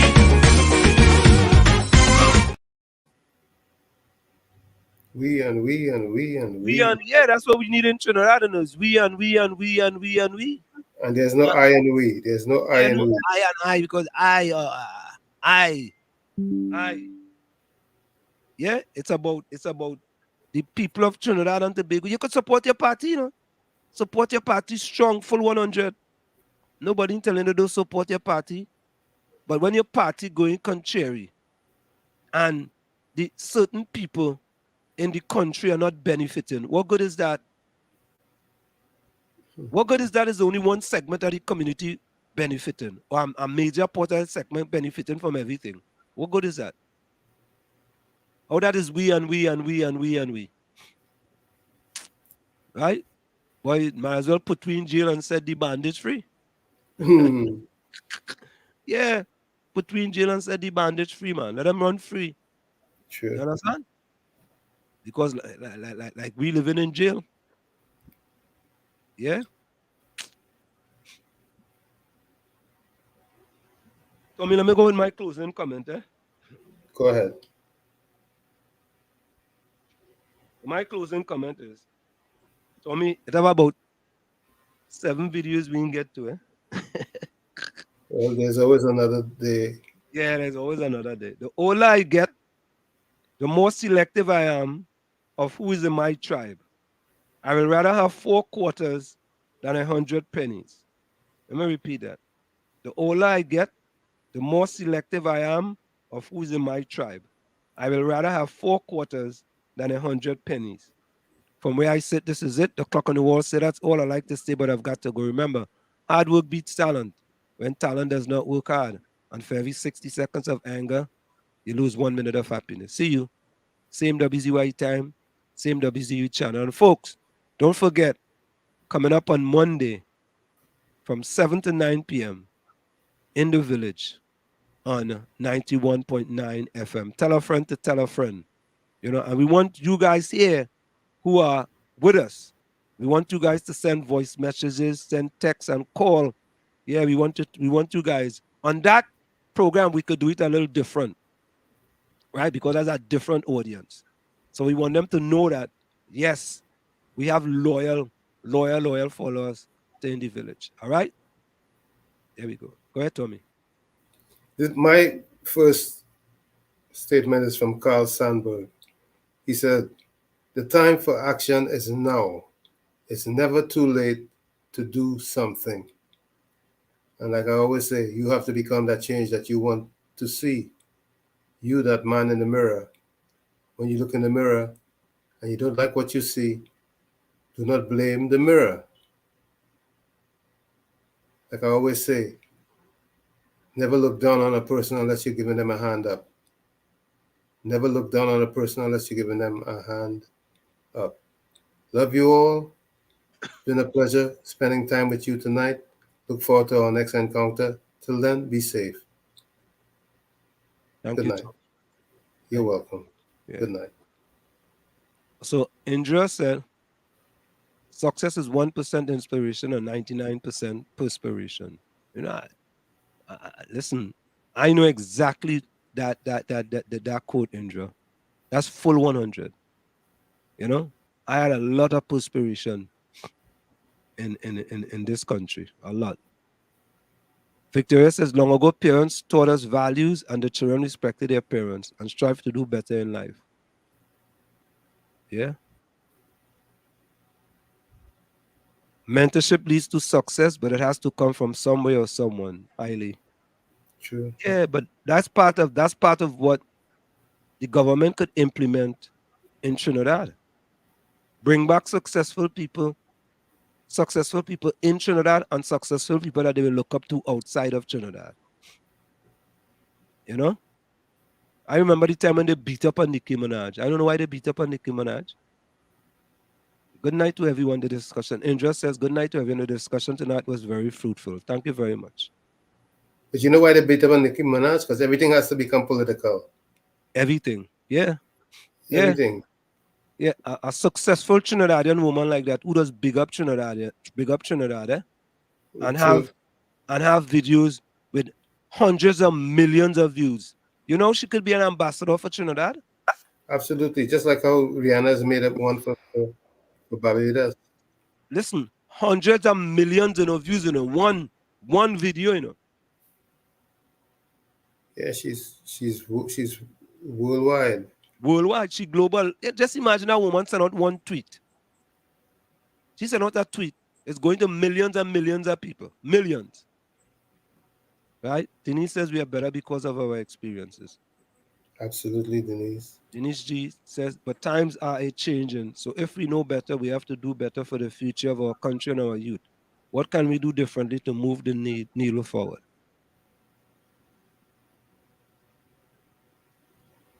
Nadia says, bless good night to everyone. Bless good night to you, Nadia. Same to you, Nadia. Thank you. And we're going to go out with Ember. Don't jail them. I like that song too bad, you know. How did I remember that song, boy? What make me remember that song? Well, the Heights of Ganapo affair, I think. Oh, that was it? That's what we were yeah. That is it. You're right.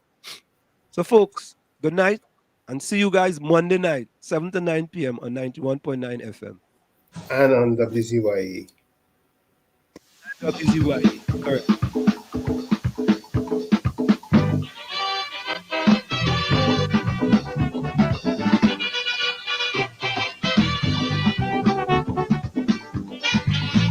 Let me say blessed good night to Troy Smith as well. Troy, thanks for joining us. Blessed and add and safe. Good night, all villagers. Troy Smith, yeah, thank you. Eileen says, we all face different challenges. We all learn different. We all understand different. We is a word with many different meanings. Yeah. Troy, have a blessed night. Yeah. We understand that.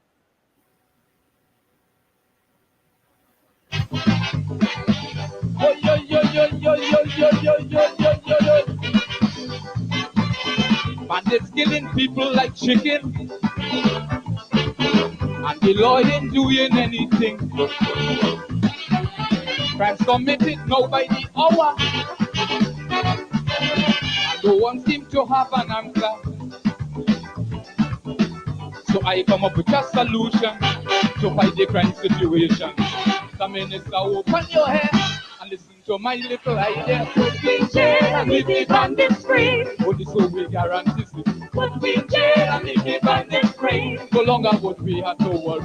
In jail we get in protection, free food, medical attention, while justice sleeping, so to speak. Bandits how they play. Put me in jail and leave the bandits free. Go jail them. Put me in jail and leave the bandits free. Just leave them to play.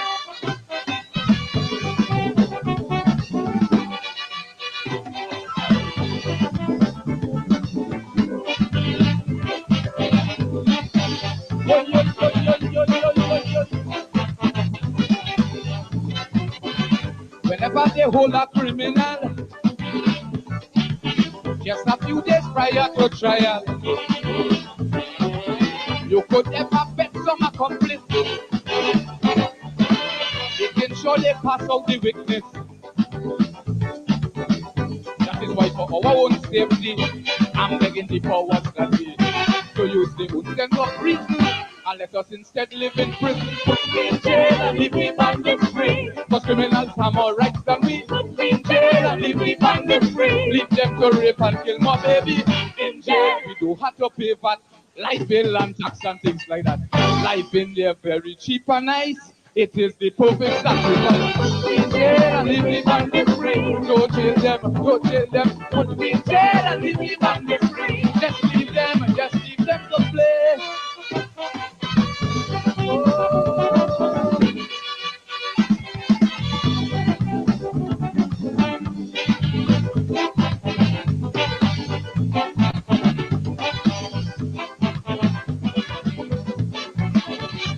folks on the mercy committee are not allowed in prison with we. Neither politicians and lawyers, but them ain't digging any horrors. If them want the killers get pardon, so leave them out there if they had. When they start feeling the heat like well, we relaxing, cooling tight ourselves. We jail and leave the bandits free. Let the drug lords control the city. We jail and leave the bandits free. But please save us from this misery. In jail with the priests and pundits. Out there is rapists and bandits. While I Carrera catching fish, Lincoln Guerra fixing a promise. We in jail and leave the bandits free. Go jail them I say. We in jail and leave the bandits free. Just leave them to play.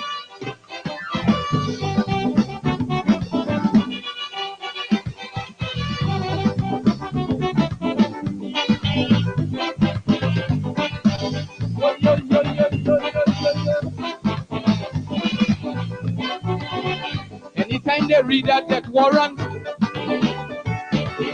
criminals become the complainant. Talking about how long them in death row, and it's cruel to hang them chest so. Then the lawyers file an injunction for a stay of execution. And if 5 years and the case is closed, the killers must escape the gallows. In jail and leave the bandits free if they want to mash up the country. In jail and leave the bandits free. Please save us from this misery. In jail there will be no lizard. Be free to fight with snake instead. Out there's the law of the jungle. Inside is peace for the humble. We in jail and leave the bandits free. Sing everybody. Let me hear you. Put we in jail and leave the bandits free. One more time, let me go. Put we in jail and leave the bandits free. Go jail them. Put we in jail and leave the bandits free. Just leave them. Put we in jail and leave the bandits free. Just leave them. Put we in jail and leave the bandits free.